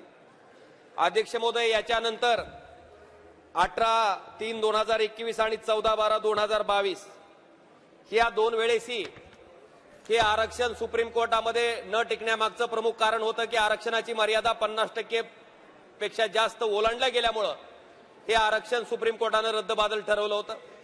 मी या दोन्ही वेळेस मागणी केली होती की केंद्र सरकारनं आरक्षणाची मर्यादा 50% पेक्षा वाढवण्याच्या दृष्टीनं तशा पद्धतीनं संविधानिक दुरुस्ती आणून ती आरक्षणाची मर्यादा 50% पेक्षा जास्त वाढवावी. त्याचबरोबर नोव्हेंबर 2023 रोजी सुद्धा खासगी विधेयकाच्या माध्यमातून सुद्धा प्रायव्हेट मेंबर बिलच्या माध्यमातून सुद्धा ही आरक्षणाची मर्यादा संविधानिक दुरुस्ती करून वाढवावी अशा प्रकारची मागणी मी लोकसभेकडे केलेली आहे. अध्यक्ष महोदय, एवढंच नाही, शिवसेना उद्धव बाळासाहेब ठाकरे या पक्षाच्या शिष्टमंडळानं महामहिम राष्ट्रपती महोदयांची सुद्धा भेट घेऊन मराठा आणि धनगर समाजाचं आरक्षण मिळण्याच्या बाबतीत केंद्र सरकारनं लक्ष घालावं, आरक्षणाची मर्यादा वाढवावी यासाठी भेट घेतली. त्यांना सुद्धा एक तशा प्रकारचं निवेदन त्या ठिकाणी दिलं गेलंय. अध्यक्ष महोदय, महाराष्ट्रामध्ये कायदा आणि सुव्यवस्थेचा प्रश्न त्या ठिकाणी निर्माण होतोय. 24 डिसेंबर पर्यंत सरकारनं पहिल्यांदा एक मुदत दिली, राज्य सरकारनं दुसऱ्यांदा एक मुदत दिली. पण दुर्दैवानं जो शब्द दिला तो राज्य सरकारकडून पाळला गेलेला नाही. त्यामुळं याच्या बाबतीत मराठा समाजामध्ये, धनगर समाजामध्ये प्रचंड प्रमाणात त्या ठिकाणी असंतोष आहे. आपल्या माध्यमातून केंद्र सरकारकडे माझी विनंती आहे की आता लोकसभेचं अधिवेशन चालू आहे, तर केंद्र सरकारनं तातडीनं संविधानिक दुरुस्तीचं विधेयक आणून आरक्षणाची मर्यादा 50% पेक्षा जास्त करून मराठा समाजातील युवकांना त्या ठिकाणी न्याय द्यायचं काम करावं, ही मागणी मी आपल्या माध्यमातून केंद्र सरकारकडे करतो. श्री TR परिवेंद्र महोदय, मैं एसोसिएट कर रहा हूँ. Okay okay, send the slip. Shri TR Paarivendhar ji, yes please. Thank you, Chairman, for giving me the opportunity. 2 minute में अपनी बात कहिए, please. To raise an important issue for a speedy implementation of Women Reservation Bill named Nari Shakti Vandan Abhiyan, which was passed in the Parliament on 20 September 23 during the special session. The said bill has many special features like 1/3 of the seats in Lok Sabha and state assemblies and the legislative assemblies including SC/ST seats. Further, seats reserved for women will be rotated after each delimitation as determined by law made by the Parliament, through which the government made all women more powerful and self-empowered in the decision-making body. In this context, I would like to emphasize that even though the Honorable Union Home Minister has clarified during the discussion on the bill that reservation for women will not be implemented in the upcoming 2024 election. The reservation will be effective after the census conducted after the commencement of the bill has been published. In view of the above, I urge upon the Union Government to take early action to conduct census and to constitute delimitation commission to decide which seat will go to the women after the delimitation exercise. Thank you. Shri Vishnu Dayal Ramji. धन्यवाद सभापति महोदय। मैं आपका ध्यान एक अति महत्वपूर्ण विषय की ओर आकृष्ट करना चाहता हूं। मेरे संसदीय क्षेत्र के अंतर्गत 2 जिला आते हैं, पलामू एवं गढ़वा। ये दोनों जिले आकांक्षी जिलों की सूची में हैं और यहाँ की 80% से ज़्यादा आबादी कृषि पर निर्भर करती है, परंतु दुर्भाग्यवश ये दोनों जिले रेन शैडो एरिया में पड़ते हैं, जिसका नतीजा ये होता है कि प्रतिवर्ष यहाँ तो या तो अतिवृष्टि होती है या अनावृष्टि होती है, जिससे फसलें मारी जाती हैं और लोग बेरोजगारी का शिकार हो जाते हैं, पलायन के लिए मजबूर हो जाते हैं। यहाँ पर किसी प्रकार का कोई उद्योग धंधा नहीं है, जबकि उद्योग धंधा स्थापित करने के लिए यहाँ पर सारे तत्व मौजूद है, जमीन है, खनिज है, पानी है, बिजली है, वगैरह वगैरह। उद्योग धंधों के नाम पर मात्र एक कॉस्टिक सोडा फैक्ट्री है जिसका ही उत्पादन क्षमता बहुत सीमित है और रोजगार देने की क्षमता और भी ज़्यादा सीमित है। ऐसी परिस्थिति में लोग पलायन करने के लिए मजबूर हो जाते हैं और प्रतिवर्ष जब झारखंड से बाहर रोजगार के लिए जाते हैं तो उनकी लाशें आती है जो बहुत हृदय विदारक सीन उत्पन्न करती हैं। ऐसी परिस्थिति में मेरा आपके माध्यम से माननीय उर्वरक एवं रसायन मंत्री जी से अनुरोध है कि वहाँ पर खाद का कारखाना स्थापित करने की कृपा करें ताकि लोगों को रोजगार मिल सके, कृषि की उपज में वृद्धि हो सके और पलायनवाद की भी समस्या समाप्त हो सके। धन्यवाद। श्री सप्तगिरी शंकर उलाका जी।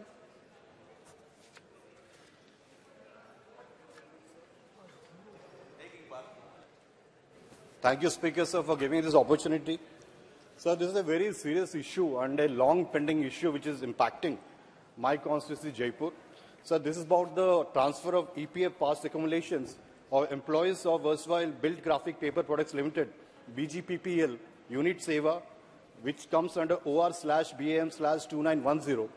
They are now reporting compliance to RPFC Barampur being employees of Messrs. Mother Earth Resources Private Limited, MERPL, Seva, which is ORBAM/2468945.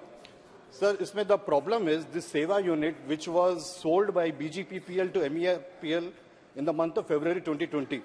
But after that, the PF amount, the accumulated PF accumulation, this is under RPFC Kolkata, and they need to transfer it to RPFC Barampur. Sir, this has been, we've been told that all permissions are now available. The trust is ready with the requisite fund towards the payment of the past accumulation. It is also confirmed the concern that entire fund is generated from accretion of the trust and not from sale of any securities or otherwise. So the retired legal heirs of expired employees have been approaching multiple times, and whenever I go there, they approach me on their pending dues. As the matter is pending for more than a year and a half, this has put the concerned employees towards unexplainable difficulties. So the district administration has also written a letter to the chairman Central Board of Trustees on 10th April 2023, but there has been no response.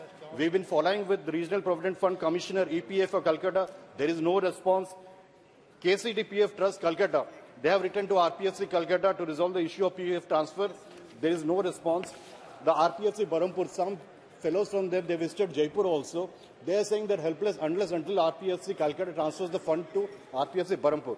So, sir, through you, I would like to request the Honorable Minister of Labour and Employment to take up the issue and instruct the transfer of Provident Fund of retired expired employees of Mrs. Mother Earth Resources Private Limited, Jaipur, from the KCTPF Trust, Calcutta to RPFC Barampur, Odisha, in the largest interest of employees of MS Mother Earth Resources Private Limited, Jaipur, Koraput, Odisha, sir.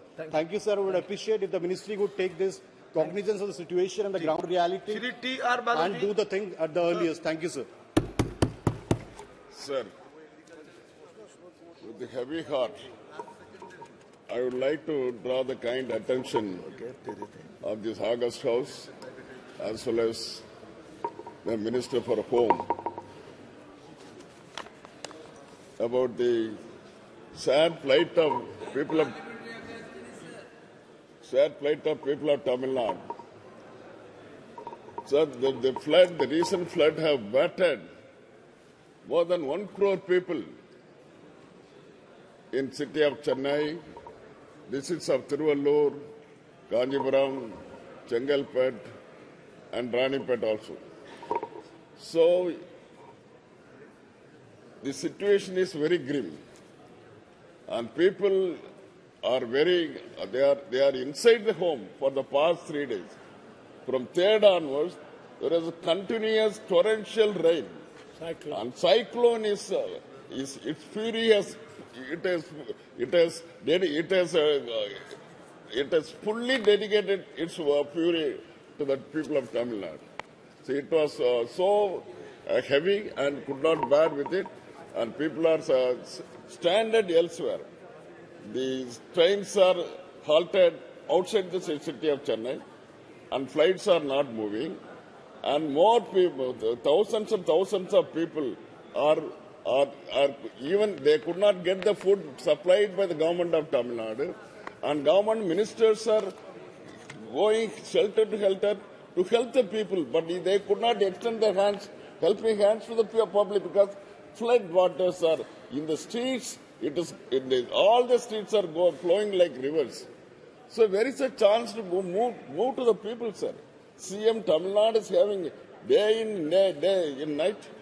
Even today morning, early morning also, he went out to see the people of Chennai, but he could not reach so many people together.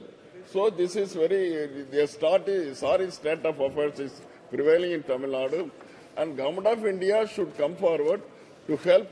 In fact, yesterday the Home Minister has spoken to the Honorable Chief Minister of Tamil Nadu. It is good. And at the same time, State of Tamil Nadu has sent 3 memorandums. Financial memorandums have been sent to the Government of India for an amount of 6,230 crores. But today the CM has asked for 5,000 crores, at least 5,000 crores for a stopgap arrangements. This matter has to be immediately, it has to be considered without fail, and they should extend the helping hand in time. In time means they have to do it quickly, and central team should be sent to the states, to the districts, wherever the problem arises, and quickly this team should go. Enough team should go so that in one go they should assess the situation, what is the damage occurred, how the more than 8 people have died so far, and we don't know what is the toll as of now. So this is more important issue. Even yesterday, when I have discussed the matter in the BSc, both Parliamentary Affairs Minister and other ministers, they have agreed that it should be given topmost priority. But what is happening, sir? The fag end of the 0 hour, you are allowing me to speak. This is not good, sir. So actually, I thought that this should have a priority over the issues. I don't think that the other issues are not. They are also good issues. But at the same time, priority should be given to the human nature. That is what I am telling you, sir. So kindly see that Government of India should come forward the Home Minister should specifically take care to see that the amount is dispatched quickly, and also along with the men and machineries, so that to help the state of Tamil Nadu quickly, sir. Thank you, sir. You all are supporting the Baluji's argument, sir. It's a valid and legitimate demand, sir.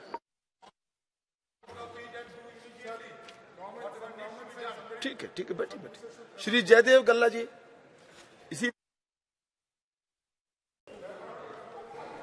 Thank you sir ठीक है आप नाम भेजिए ना please नाम भेज दीजिए अभी तो बैठिए अभी तो उनको बोलने दीजिए प्लीज सेम सब्जेक्ट आप बैठिए बालू साहब बैठिए प्लीज सेम सब्जेक्ट हाँ About Andhra also, we also have problem, no cyclone. बैठिए तो सही आपका विषय निश्चित रूप से सब सहमत हैं और मुझे पूरा विश्वास है कि सरकार पहले से भी संज्ञान ले रही है और भी अधिक सक्रिय होकर के संज्ञान लेगी जी sir Thank you, sir. As the honourable member, Mr. T.R. Balu, has mentioned about the cyclone, we also have the same problem in lower coastal Andhra Pradesh. There has been very heavy rain over the last 2 days due to the cyclone over the west central Bay of Bengal of southern AP, sir. The Indian Meteorological Department announced landfall of Mishong today, somewhere between Bapatla and Machilipatnam in lower coastal Andhra Pradesh. Heavy rains have devastated the standing crop in tens of thousands of hectares in coastal and other districts of Andhra Pradesh. This cyclone has brought tears to the farmers, as the crop which is ready for harvest is lost before their very eyes, sir.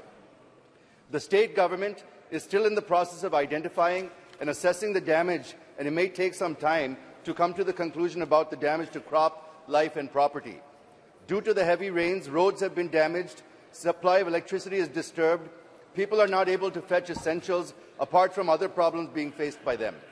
In view of the above, I appeal the Honourable Prime Minister, Shri Modi ji, for immediately sending the central team once the rain recedes for assessing the damage caused to the standing crop, roads, buildings, electricity supply and other infrastructure facilities, and submitting its report to the government for release of central assistance. Pending the report of the central team, I request the Honourable Prime Minister and the Honourable Home Minister to release 5,000 crores to Andhra Pradesh as an interim relief immediately to deal with the relief and rehabilitation work due to cyclone Mishong. Thank you very much, sir. Shri Mohan Bhai Kundaria ji. जी मोहन भाई आपका माध्यम से विदेश मंत्री का ध्यान आकर्षित करना चाहता हूं कि सौराष्ट्र क्षेत्र के विद्यार्थियों और उद्योगों के लिए वीजा फैसिलिटी सेंटर अहमदाबाद में होने के कारण 250 से 500 किलोमीटर दूरी जाना पड़ता है। इसलिए राजकोट औद्योगिक सेंटर है, यहाँ एम्स हॉस्पिटल है, इंटरनेशनल एयरपोर्ट भी है, तो इसके लिए वीजा फैसिलिटी सेंटर राजकोट में मिलने के लिए आपका माध्यम से मैं मंत्री का ध्यान आकर्षित करना और विनती भी करता हूं। Thank you. जी श्री एस रामलिंगम जी। मिस्टर लाल जी। மாண்புமிகு மாற்றுத் தலைவர் அவர்களே, don't use these words please. Mayiladuthurai okay and nothing is going on the அருகில் மாப்படுகை பாலம் அமைக்க வேண்டும் என்பது என்னுடைய கோரிக்கை. ரயில்வே நிலையத்திலிருந்து சுமார் 100 மீட்டர் தொலைவில் இருக்கிறது இந்த மாப்படுகை சாலை. ஆம்புலன்ஸ் தீயணைப்பு வண்டிகள் கூட அந்த சாலையில் நேரத்திற்கு சென்று சேர இயலவில்லை. சுமார் அரை மணி நேரம் ஒவ்வொரு புகைவண்டி நிற்கும் போதும் சாலை மூடப்படுகிறது. நூற்றுக்கணக்கான வாகனங்கள் தேங்கி கிடக்கிறது. இந்த மயிலாடுதுறை புகைவண்டி நிலையத்தை புனரமைப்பதற்காக 24 கோடி ரூபாய் ஒதுக்கி இருக்கிறோம் என்று சொன்னார்கள். ஆனால் 6 மாத காலமாக நானும் அமைச்சரை 3 முறை சந்தித்து இந்த கோரிக்கையை வைத்தேன். இன்று வரை எந்த பலனும் ஏற்படவில்லை. என்னுடைய நாடாளுமன்ற தொகுதி வளர்ச்சி நிதியிலிருந்து அந்த சாலையொட்டி உடனடியாக எஸ்கலேட்டர் அமைப்பதற்காக 3.25 கோடி ரூபாய் ஒதுக்கி கொடுத்தும் பணி துவங்கப்படவில்லை. Please stop. Right now the arrangement of translation is not here. आपको मैं बाद में बुलाऊंगा. I will call you later. Now, please, you sit down. I will call you later. Please, please. हो जाता है, इसमें कोई खास बात नहीं है. नोटिस थोड़ा देर में आया. We will. Yes, please cooperate. You all know the issues and the problems and what is the system. Shri V.K. Shri Kandan ji. Respected Chairman ji, Bharat Earth Movers Limited is a profit-making company with orders worth more than rupees 10,000 crore won through mostly global tenders. The company had made a profit of rupees 278 crore in 2022-2023, and the government so far got rupees 400 crore in the form of dividends. A unit of BEML at Kanjikot in my parliamentary constituency has already delivered 1,500 heavy military trucks, 300 railway coaches and 500 metro bogies. The government had to abandon a move of disinvestment in BEML in 2016 due to stiff opposition. The privatization move again is not in the interest of our nation's security.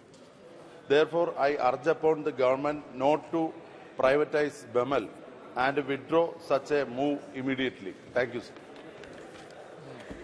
Shri Raghuram Krishna Raju ji. Thank you, Honorable Chairman, sir. This is regarding the Independence Gram Swaraj, which is initiated by Mahatma Gandhi, and later on the government followed, and in the government of Narendra Modi ji, lot of priority has been given to all the Gram Panchayats, and lot of funds are also being released. In this case, last year, to the government of Andhra Pradesh, 569 crores got released to the Gram Panchayats, but not even a single penny has come to the accounts of the Gram Panchayats, which was given under 15th Finance Commission. And in the 14th Finance Commission, starting from 2019 to 2023, around 8,629 crores got released, but nothing has been credited to the accounts. We all have met the Sarpanchas Association of Andhra Pradesh, where all party members are there, predominantly dominated by my present party. We all have met Honorable Minister Giriraj Singh ji and given a representation. He is kind enough to give a note to the state government to give back the money within 10 days. But in the last 3 months also, nothing has happened. Now, with this, the villagers are greatly suffering, and the dream of the Honorable Government of India, led by Narendra Modi ji, is not getting honored. So I once again request Honorable Minister Giriraj Singh ji, who was here till now, I had already briefed him this morning also, through the Honorable Chairman, sir, to take it up immediately on priority. And one more minute, sir, just one more minute, I'll finish. And there has been a new system known as volunteer system, which has totally replaced the Sarpanchas and the ward member system, wherein totally dysfunctional. The village system has got totally dysfunctional. I request the Honorable Member Panchayati Raj, as far as the village development is concerned, it should be left with only the Panchayat, Sarpanch and the ward members, not with the volunteers. Thank you, sir. Okay. Dr. Dhal Singh Bisen ji. बहुत बहुत धन्यवाद सभापति महोदय. जैसा कि आप जानते हैं कि वर्तमान युग डिजिटल का है और इसके लिए बहुत ज़्यादा अच्छे नेटवर्क की आवश्यकता होती है. और जैसा कि आपको विदित है अध्यक्ष महोदय कि वर्तमान में सारे काम ऑनलाइन होते हैं, चाहे ऑफिस के काम हो, किसानों के काम हो, पढ़ाई लिखाई के काम हो, चाहे विभागीय सारे काम हो, इन सब के लिए, चाहे सार्वजनिक वितरण प्रणाली का काम हो, सभी काम के लिए ऑनलाइन बैंकिंग करनी हो तो भारत जो है एक डिजिटल लेन देन के लिए विश्व में प्रसिद्ध है. और डिजिटल लेन देन हो या कार्यालयीन कार्य, इन सब के लिए मोबाइल नेटवर्क अति आवश्यक है अध्यक्ष महोदय. किंतु आज भी अनेक क्षेत्र ऐसे हैं जहां मोबाइल नेटवर्क सब जगह ठीक से कार्य नहीं कर पा रहा है. और जिसके कारण से इन सारे विभागीय छात्र छात्राओं और अनेक सारे कामों के लिए नेटवर्क की उपलब्धता ठीक से नहीं होने के कारण, नेट ठीक नहीं चलने के कारण सारे काम प्रभावित होते हैं। और विशेष करके बीएसएनएल का और बीएसएनएल का जाल लगभग, उसके अलावा पूरे प्रदेश में नहीं सारे देश में बीएसएनएल एक अपने नाम के लिए जाना जाता है।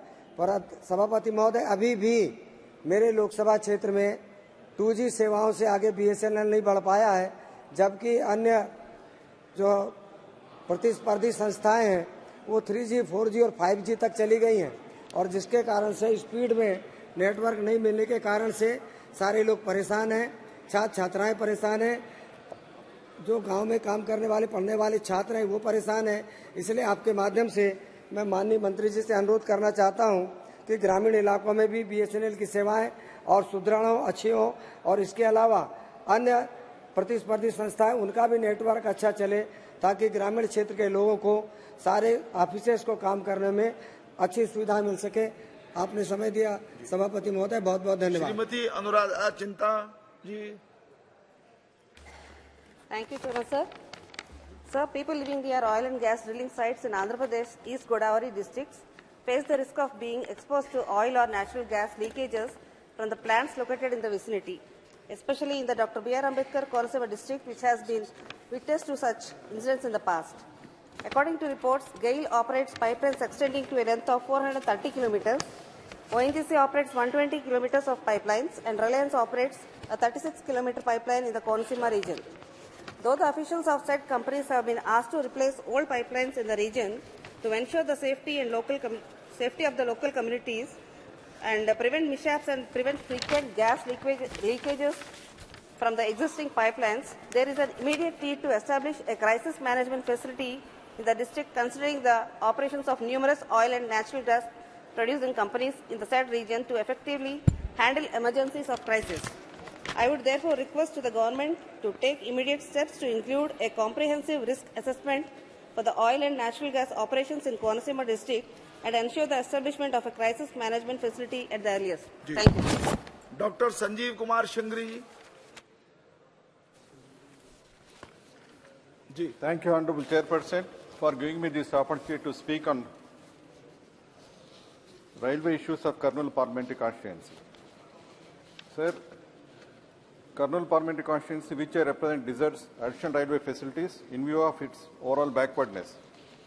Andhra Pradesh has 3 regions with diverse culture and dialect. Rayalaseema region is one of them, and Kurnool is the gateway of Rayalaseema. Kurnool, the erstwhile capital of Andhra State, is a backward district in all respects. Demographic indicators stand testimony to this fact. Kurnool was capital of Andhra State from 1953 to 56, and the capital was shifted from Kurnool to Hyderabad when states were reorganized on linguistic basis. There is a strong feeling in Kurnool region that a serious historical mistake was done when the capital was surrendered in favor of Hyderabad. The region was neglected for 7 decades by successive governments. This injustice should be relieved. Kurnool region is very backward as per the report of Sivaramam Krishnan Committee, an expert committee which was constituted under Section 6 of the AP Reorganization Act 2014. Kurnool region has challenges of high dependency ratio of 55%, low literacy rate of 65%, low urbanization of 29%, and has a young growing workforce. These problems need to be addressed with a humane touch, sir, and every investment in public utility cannot be seen from a commercial angle. Following the principles of natural justice, all regions of India should be developed equally. All of us should agree that injustice was meted out to Andhra Pradesh with unfair state bifurcation.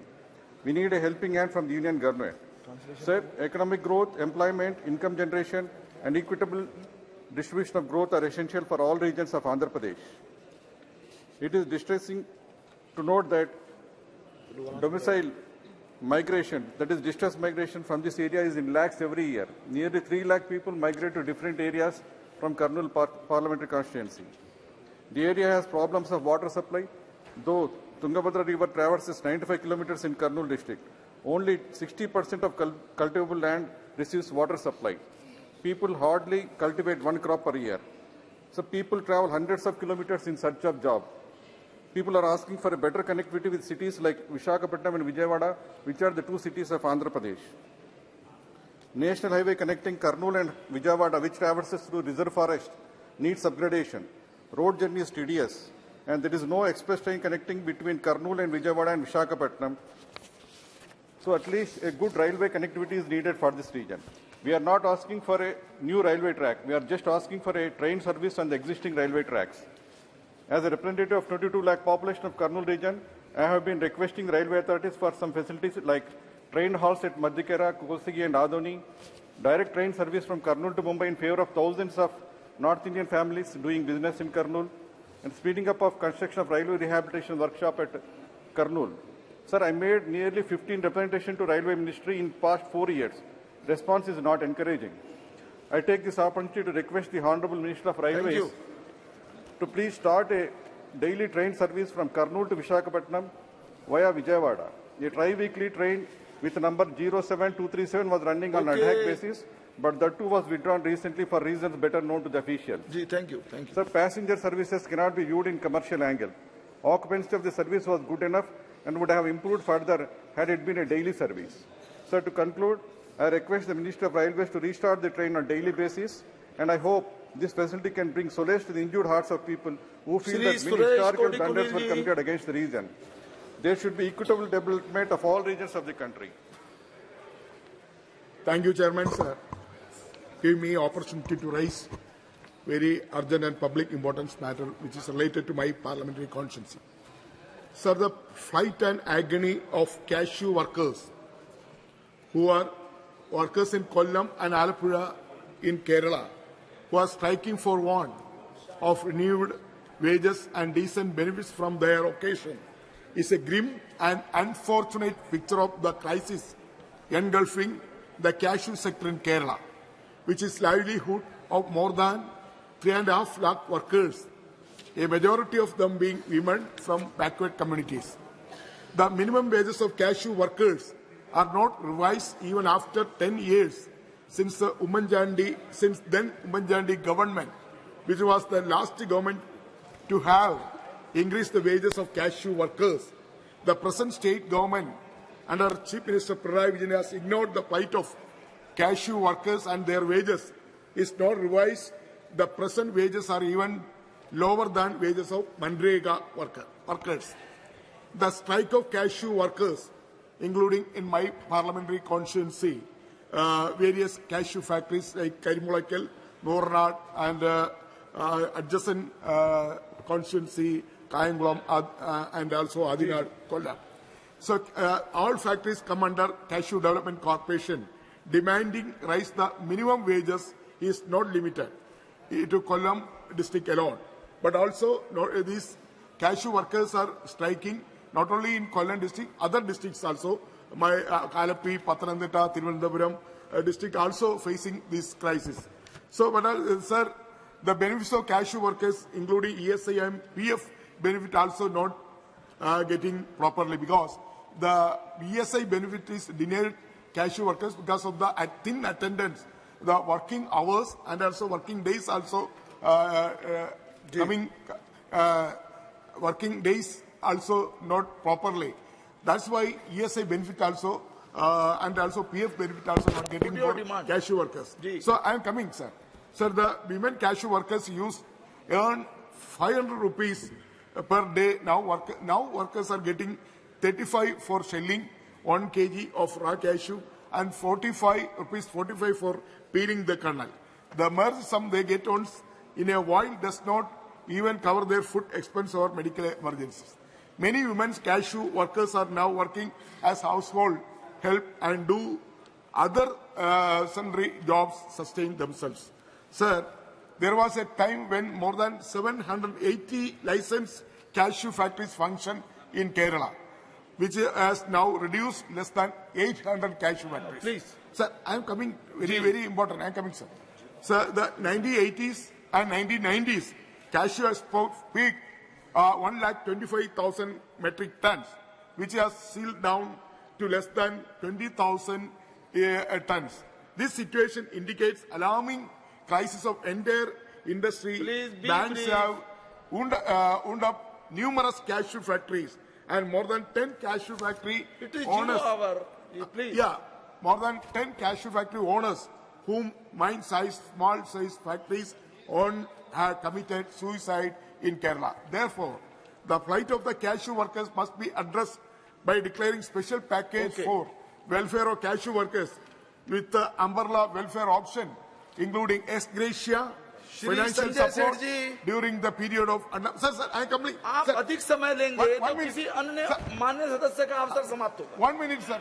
Last point. Please conclude immediately. Last point. Ji. Sir, financial support during the period of unemployment, free medical treatment, and ESI hospital soft loans. The cashew workers must be given their fair share outstanding. Come to the demand outstanding. Ji. Yeah, I am coming to point, sir. So, outstanding bonds and other benefits of denied them due to winding down cashew factory, additional benefits, loan waivers, medical facility, all cashew workers, irrespective of the last status of employment and premium payment. With these words, sir, so very serious matter, and also the. धन्यवाद जी सभापति महोदय.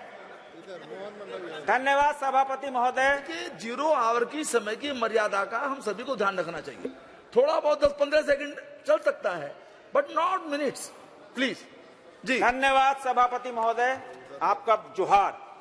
मेरे लोकसभा रांची जो हटिया विधानसभा के नगड़ी नामक स्थान है, जहां से स्वर्ण रेखा पवित्र नदी निकलती है, जो रांची शहर होकर गुजरते हुए जमशेदपुर से होते हुए बंगाल की खाड़ी में गिरती है. 474 किलोमीटर लंबी इस नदी, जो झारखंड की लाइफलाइन कही जाती है, रांची की लाइफलाइन कही जाती है. झारखंड की प्राचीन संस्कृति में इस नदी का सांस्कृतिक और धार्मिक महत्व है. रांची में चुटिया नामक स्थान में स्वर्णरेखा नदी एक सहायक नदी हरमू से में आकर मिलती है.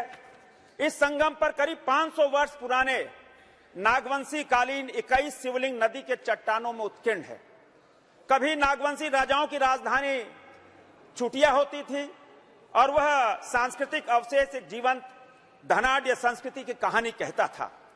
किंतु अफसोस यह है कि झारखंड की जेएमएम एंड कांग्रेस की सरकार की अनदेखी के कारण, उदासीनता के कारण, गैर योजना से तेजी से बढ़ते शहरीकरण के कारण यह नदी एक हरमू में मिलती है, वो नदी क्या नाले में तब्दील हो चुकी है.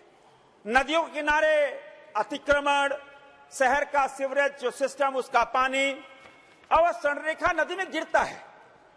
दिल्ली की यमुना नदी से भी स्थिति उस स्वर्णरेखा नदी की खराब हो गई है. इन दोनों नदियों के संगम तल के स्थल पर स्वर्णरेखा बिल्कुल काली पड़ती हुई जा रही है. आज से लगभग 10-15 साल पहले पूर्व से हजारों की संख्या में छठ व्रती वहां अर्घ देने जाते थे. महोदय सभापति महोदय, बहुत अहम विषय है मेरे राज्य सारे विषय अहम होते हैं. मैं भी वहां सावन के महीनों कांवर लेके उस स्वर्णरेखा के नदी के तट से पानी लेकर पहाड़ी मंदिर पर बाबा का अभिषेक करने जाते थे. वहां अनेक तरह के मेले, आप कृपा करके नरेंद्र नारायण भोजन करके आप चाहते हैं बताइए. हर एक घर से एक मुट्ठी चावल और दाल लेकर प्रसाद बनाया जाता था. लेकिन नदी के प्रदूषण होने कारण लोगों ने इस नदी से खुद को दूर कर लिया. अब छठ और कार्तिक पूर्णिमा दोनों में श्रद्धालुओं की संख्या कम हो गई.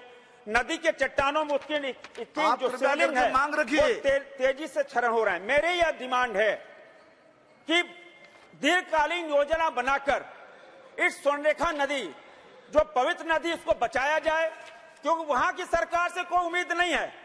यह नदी सांस्कृतिक धरोहर है, उसको कैसे हम सब बचाएं, इस पर आपका ध्यान, आपके माध्यम से सरकार का ध्यान हम आकृष्ट करना चाहते हैं. श्री एस रामलिंगम जी. மாண்புமிகு மாற்றுத் தலைவர் அவர்களே, மயிலாடுதுறை புகைவண்டி நிலையத்தில் சுமார் 100 மீட்டர் தொலைவில் மாப்படுகை நெடுஞ்சாலை அமைந்துள்ளது. இதில் மேம்பாலம் இல்லாத காரணத்தினால் அவசர காலத்தில் ஆம்புலன்ஸ், தீயணைப்பு வாகனங்கள் கூட செல்ல முடியாத நிலை. எனவே இந்த லெவல் கிராசிங் நம்பர் 229 இதில் உடனடியாக மேம்பாலம் கட்டப்பட வேண்டும். கடந்த 24/11/23 அன்று பொதுமக்கள் மிகப்பெரிய அளவில் கூடி சாலை மறியல் செய்தார்கள்.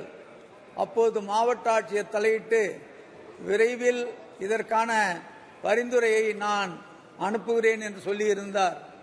இருந்தும் கூட இதுவரை எந்த பணியும் துவங்கப்படவில்லை.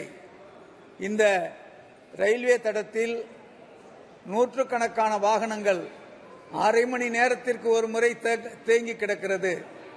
அது மட்டுமல்ல, இதே மயிலாடுதுறை புகைவண்டி தடத்தில் இரட்டை வழிப்பாதை விழுப்புரம் வரை அமைக்கப்பட வேண்டும் என்று பலமுறை வற்புறுத்தி இருக்கிறேன்.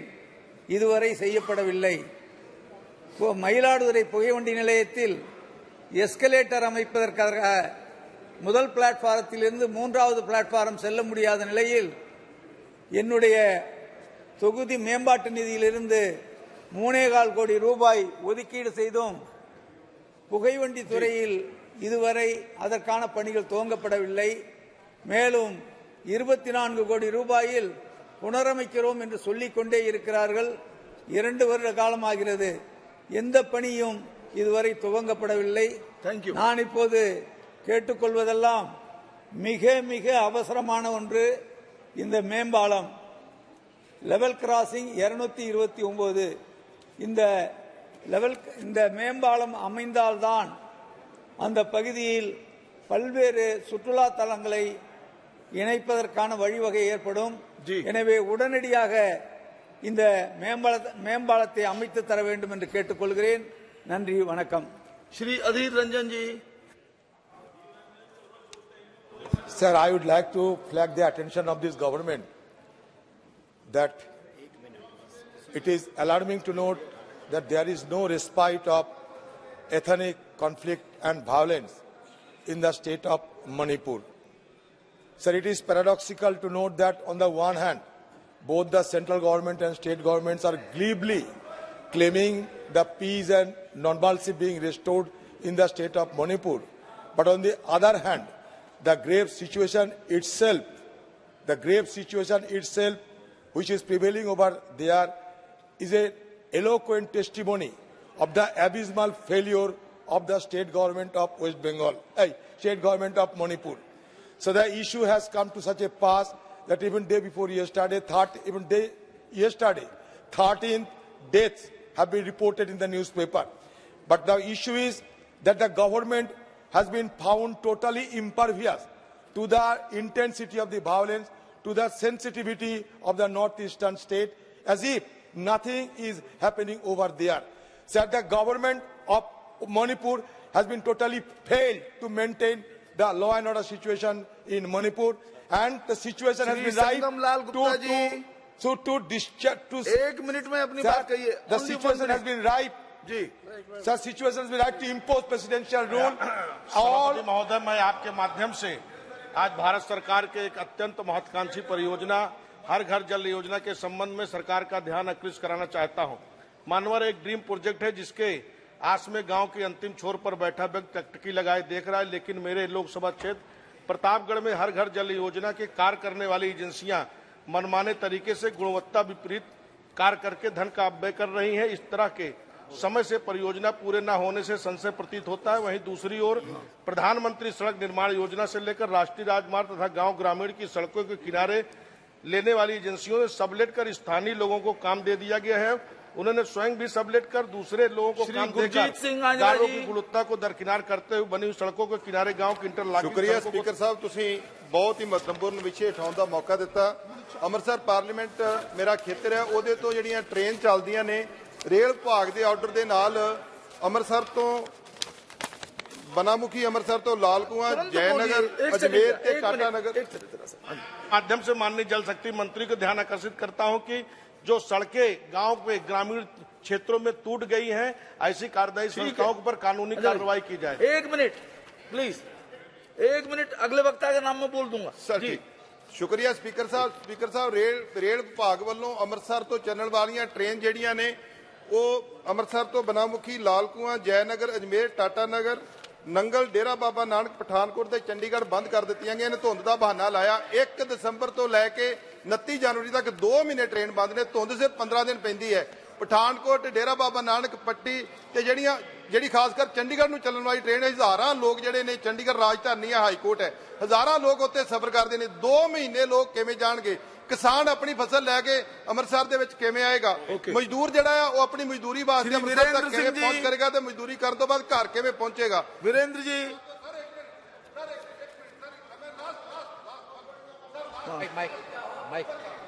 आप लंबी बात बोलने लग गए हैं।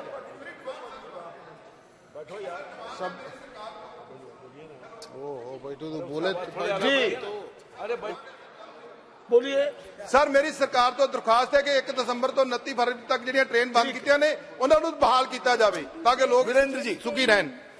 श्री वीरेंद्र जी। सभापति महोदय, मैं भारत की संसद को और यहाँ बैठे हुए सभी सांसदों को और देश में यहाँ अनुपस्थित सांसदों को मैं एक बहुत ही महत्वपूर्ण जानकारी देना चाहता हूँ। भारत सरकार की योजनाओं को लागू करने के लिए, जैसे विश्वकर्मा योजना है, किसान योजना है, प्रधानमंत्री आवास योजना है, इसके लिए मैं अपने लोकसभा क्षेत्र बलिया में एक कार्यक्रम लोक संवाद का चला रहा हूं, गांव सभा से लोकसभा तक। उसमें सारे संबंधित अधिकारी उपस्थित रहते हैं, डीएम, सीडीओ और सभी संबंधित अधिकारी और सारे विभाग के अपने सरकार की योजनाओं को लाभार्थी बनाते हैं। गांव सभा का सदस्य जो कभी पूछा नहीं जाता था, उस संसद के लोक संवाद के कार्यक्रम में उपस्थित रहता है। और मैं निवेदन करता हूं कि पहले इसको लाभार्थी बनाओ, फिर 5 लोगों को ये लाभार्थी बनाएगा। मैं वहां के, हमारा लोकसभा क्षेत्र बलिया 2 जिलों में पड़ता है, उत्तर प्रदेश के बलिया और गाजीपुर। मैं वहां के डीएम, गाजीपुर के डीएम और बलिया के डीएम और सीडीओ, दोनों जिला के सीडीओ को मैं बहुत धन्यवाद देना चाहता हूं कि सारे संबंधित अधिकारियों को बुलाकर लाभार्थी वहीं बनाते हैं और उनको 5 लोगों को लाभार्थी बनाने का मैं निवेदन करते हैं। आपकी आप चाहते क्या है? आपकी क्या डिमांड है? लोकसभा आपकी मांग क्या है? गांव सभा से लोकसभा तक का कार्यक्रम, भारतीय लोकतंत्र को भी गांव सभा की कार्यवाही 2 बजे तक के लिए स्थगित की जाती है।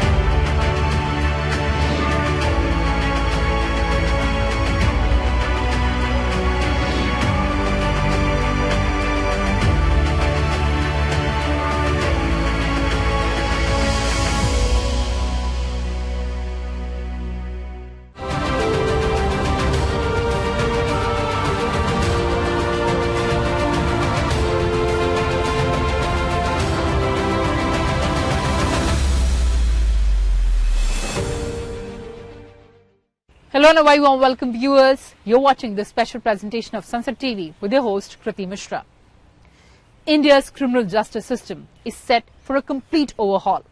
The government has introduced 3 key bills to replace colonial era courts with the objective of speeding up trials by laying down specific timelines, boosting rates of conviction by improving the quality of evidence and providing relief and protection to victims. So what are the key provisions in the bill? What are the major recommendations of the Parliamentary Committee on Home Affairs? Well, we've packed everything for you in this edition, so come along.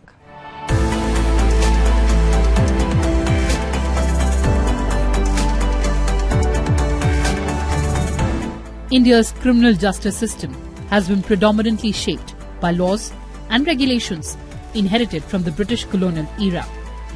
In the post-independence years, these legal foundations underwent alterations and amendments to align with the evolving requirements of modern times.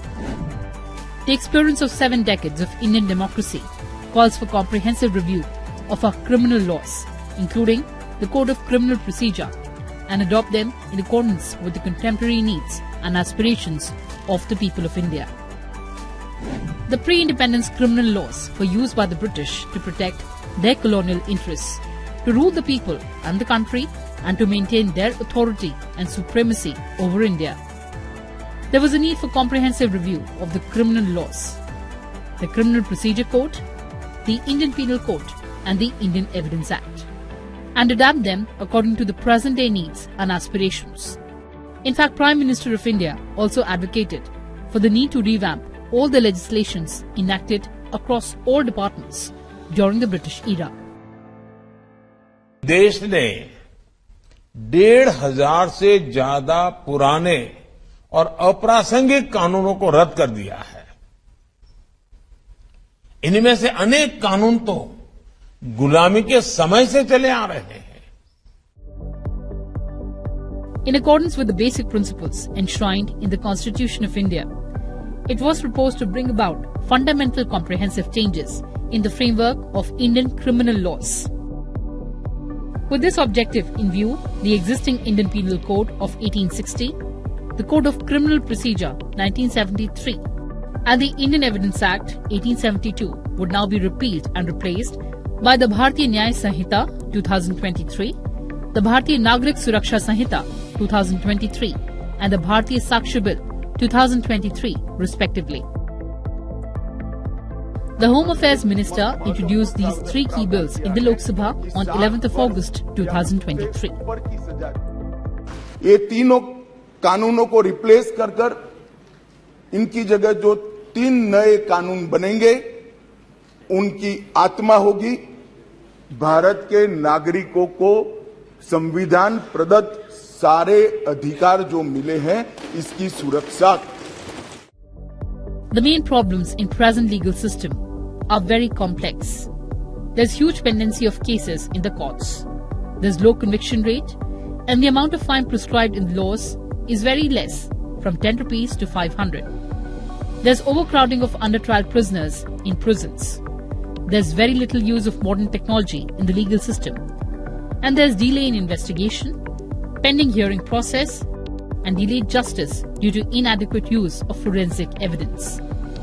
The new bills seek to historically address the problems in the criminal justice system to strengthen law and order, simplify legal procedure, provide speedy justice, and adapt the criminal justice system with the technological advancements. Further, all the outdated references have been deleted in the proposed bills.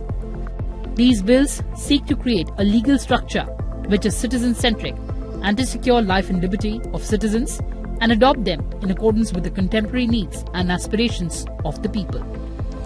The Bharatiya Nyaya Sanhita 2023 repeals the Indian Penal Code 1860. Key changes proposed in the bill include sedition. IPC defines sedition as bringing or attempting to bring hatred or contempt or exciting disaffection towards the government. It is punishable with imprisonment term between 3 years and life imprisonment and or a fine.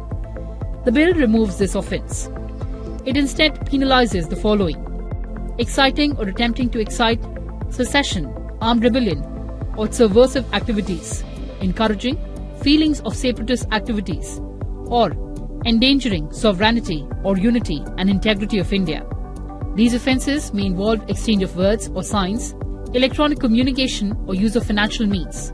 These will be punishable with imprisonment of up to 7 years or life imprisonment and a fine. Terrorism. The bill defines terrorism as an act that intends to threaten the unity, integrity and security of the country, to intimidate the general public or disturb public order. The bill also penalizes conspiring, organizing or assisting in preparation of any terrorist act within an imprisonment term between 5 years and life imprisonment and a fine of at least 5 lakh rupees. Petty organized crime. The bill makes attempting or committing petty organized crime punishable with imprisonment between 1 and 7 years and a fine. Death penalty for gang rape of minor. IPC allows death penalty for gang rape of women below 12 years of age. The bill now allows death penalty for gang rape of women below 18 years of age. The Bharatiya Nagrik Suraksha Sanhita 2023 was introduced in the Lok Sabha on 11th of August. It repeals the Code of Criminal Procedure 1973. The code provides for procedure for arrest, prosecution and bail for offences under various acts including the Indian Penal Code of 1860. The highlights of this bill are trials in electronic mode. The bill provides that all trials, inquiries and proceedings may be held in electronic mode. It also provides for the production of electronic communication devices likely to contain digital evidence for investigation, inquiry or trial. Electronic communication includes communication through devices such as mobiles, computers or telephone. Forensic investigation. The bill mandates forensic investigation for offences punishable with at least 7 years of imprisonment. Timelines for procedures. The bill prescribes timelines for various procedures. For instance, it requires medical practitioners who examine rape victims to submit their reports to the investigating officer within 7 days. Trial in absence of offender. The bill provides for conduct of trial and pronouncement of judgment in the absence of a proclaimed offender. This shall be done when such a person has absconded to evade trial and there is no immediate prospect of arresting him. The Bharatiya Sakshi Bill 2023 was introduced in the Lok Sabha on 11th of August. It repeals the Indian Evidence Act of 1872. The Act provides rules for the admissibility of evidence in legal proceedings. The highlights of Bharatiya Sakshi Bill are admissibility of electronic or digital records as evidence. The bill provides that electronic or digital records will have the same legal effect as paper records. It expands electronic records to include information stored in semiconductor memory or any communication devices like smartphones or laptops. Oral evidence. Under the Act, oral evidence includes statements made before courts by witness in relation to fact under inquiry. The bill adds any information given electronically to be considered as oral evidence. Secondary evidence. The bill expands secondary evidence to include oral and written admissions and the testimony of a person who has examined the document and is skilled in the examination of documents.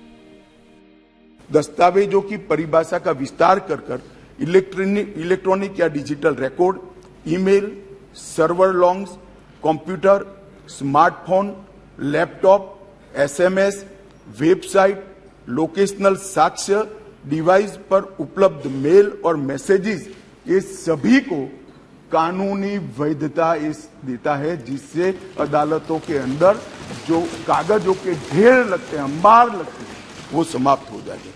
अब हमने search और जब्ती में videography को compulsory करा है, जो अब वीडियोग्राफी केस का हिस्सा होगी। पुलिस द्वारा ऐसी रिकॉर्डिंग के बिना कोई भी चालान, चार्जशीट रखा जाएगा, वो वैध नहीं होगा। हमारा दोष सिद्धि का प्रमाण बहुत कम है। आजादी के 75 साल के बाद भी हम दोष सिद्ध नहीं कर पाते हैं। मान्यवर, इसीलिए फोरेंसिक साइंस को हमने बहुत बढ़ावा देने का काम किया। The need to reform and rationalize the Code of Criminal Procedure, as also the need to undertake a comprehensive review of the criminal justice system of India, has been expressed from several quarters from time to time. The Law Commission of India, in its various reports, has recommended several amendments in the criminal laws of the country.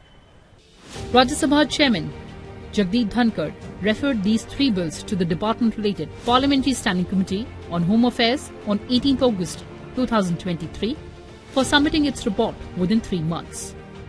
The committee, during its deliberations, held a total of 12 meetings spanning more than 45 hours. 19 domain experts were called before the committee to present their views on the bills. The experts invited to participate in the deliberations included senior advocates practicing in the Supreme Court and various high courts, renowned university professors, retired judges, Chairman of Law Commission of India, retired Director General of Police, and besides, the representations received from private individuals and organizations and members of Parliament and ex-members of Parliament were also examined by the committee. Some of the major observations and recommendations of the committee include: the text of all 3 bills is in English language and hence the proposed legislations are not in violation of provisions of Article 348 of Constitution. The Sanhita has widened the scope of definition of gender by including transgenders. For the first time, community service has been introduced as a punishment in Sanhita for petty offences. The committee appreciates the government for introducing death penalty as a punishment for the offence of gang rape on a woman below 18 years of age, which was not provided in the IPC. The committee has recommended the government to seek the opinion of Attorney General and Solicitor General of the country with regard to Clause 1012, which is apparently about mob lynching. The committee appreciates the government for enhancing the punishment under Clause 104 on causing death by negligence from 2 years to 7 years. However, the committee has recommended reducing this punishment to 5 years as the proposed punishment of 7 years is unreasonably long. The committee commends the addition of Offence of Terrorist Act in the Sanhita. The committee compliments the government in deleting the term sedition from criminal law by rephrasing it without compromising the security of the state. The committee has recommended the government to include Section 377 of IPC in the Sanhita. A recommendation has also been made to retain Section 497 of IPC on adultery in the Sanhita by making it gender neutral. This is 75th year of our independence. Now, the salient features. The Bharatiya Nyaya Sanhita number of sections have been reduced from 511 to 356 and the chapters from 23 to 19. This is regarding Bharatiya Nyaya Sanhita, that is Old Indian Penal Code. We have used the word Nyaya, not a dand, not a penal, because this is a democracy. We are giving justice, not dand, not a penalty. 24 sections have been deleted from Old Indian Penal Code, 22 have been added, and a large number of sections have been rearranged.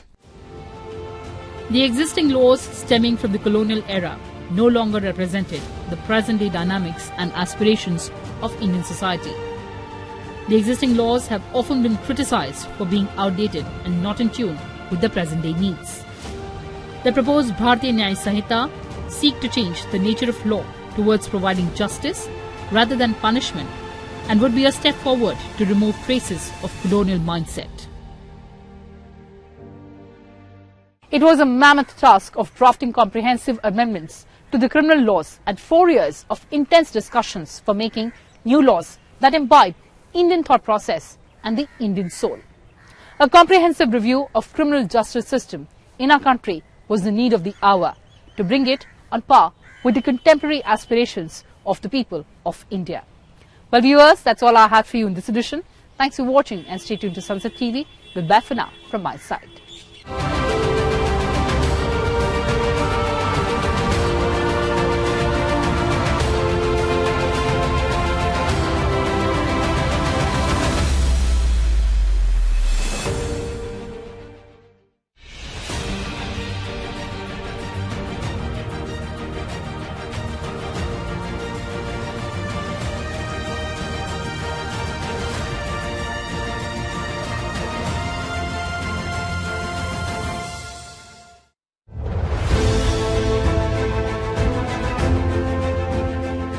Congress की कटु आलोचना करने के बावजूद doctor Bhimrao Ambedkar की प्रतिष्ठा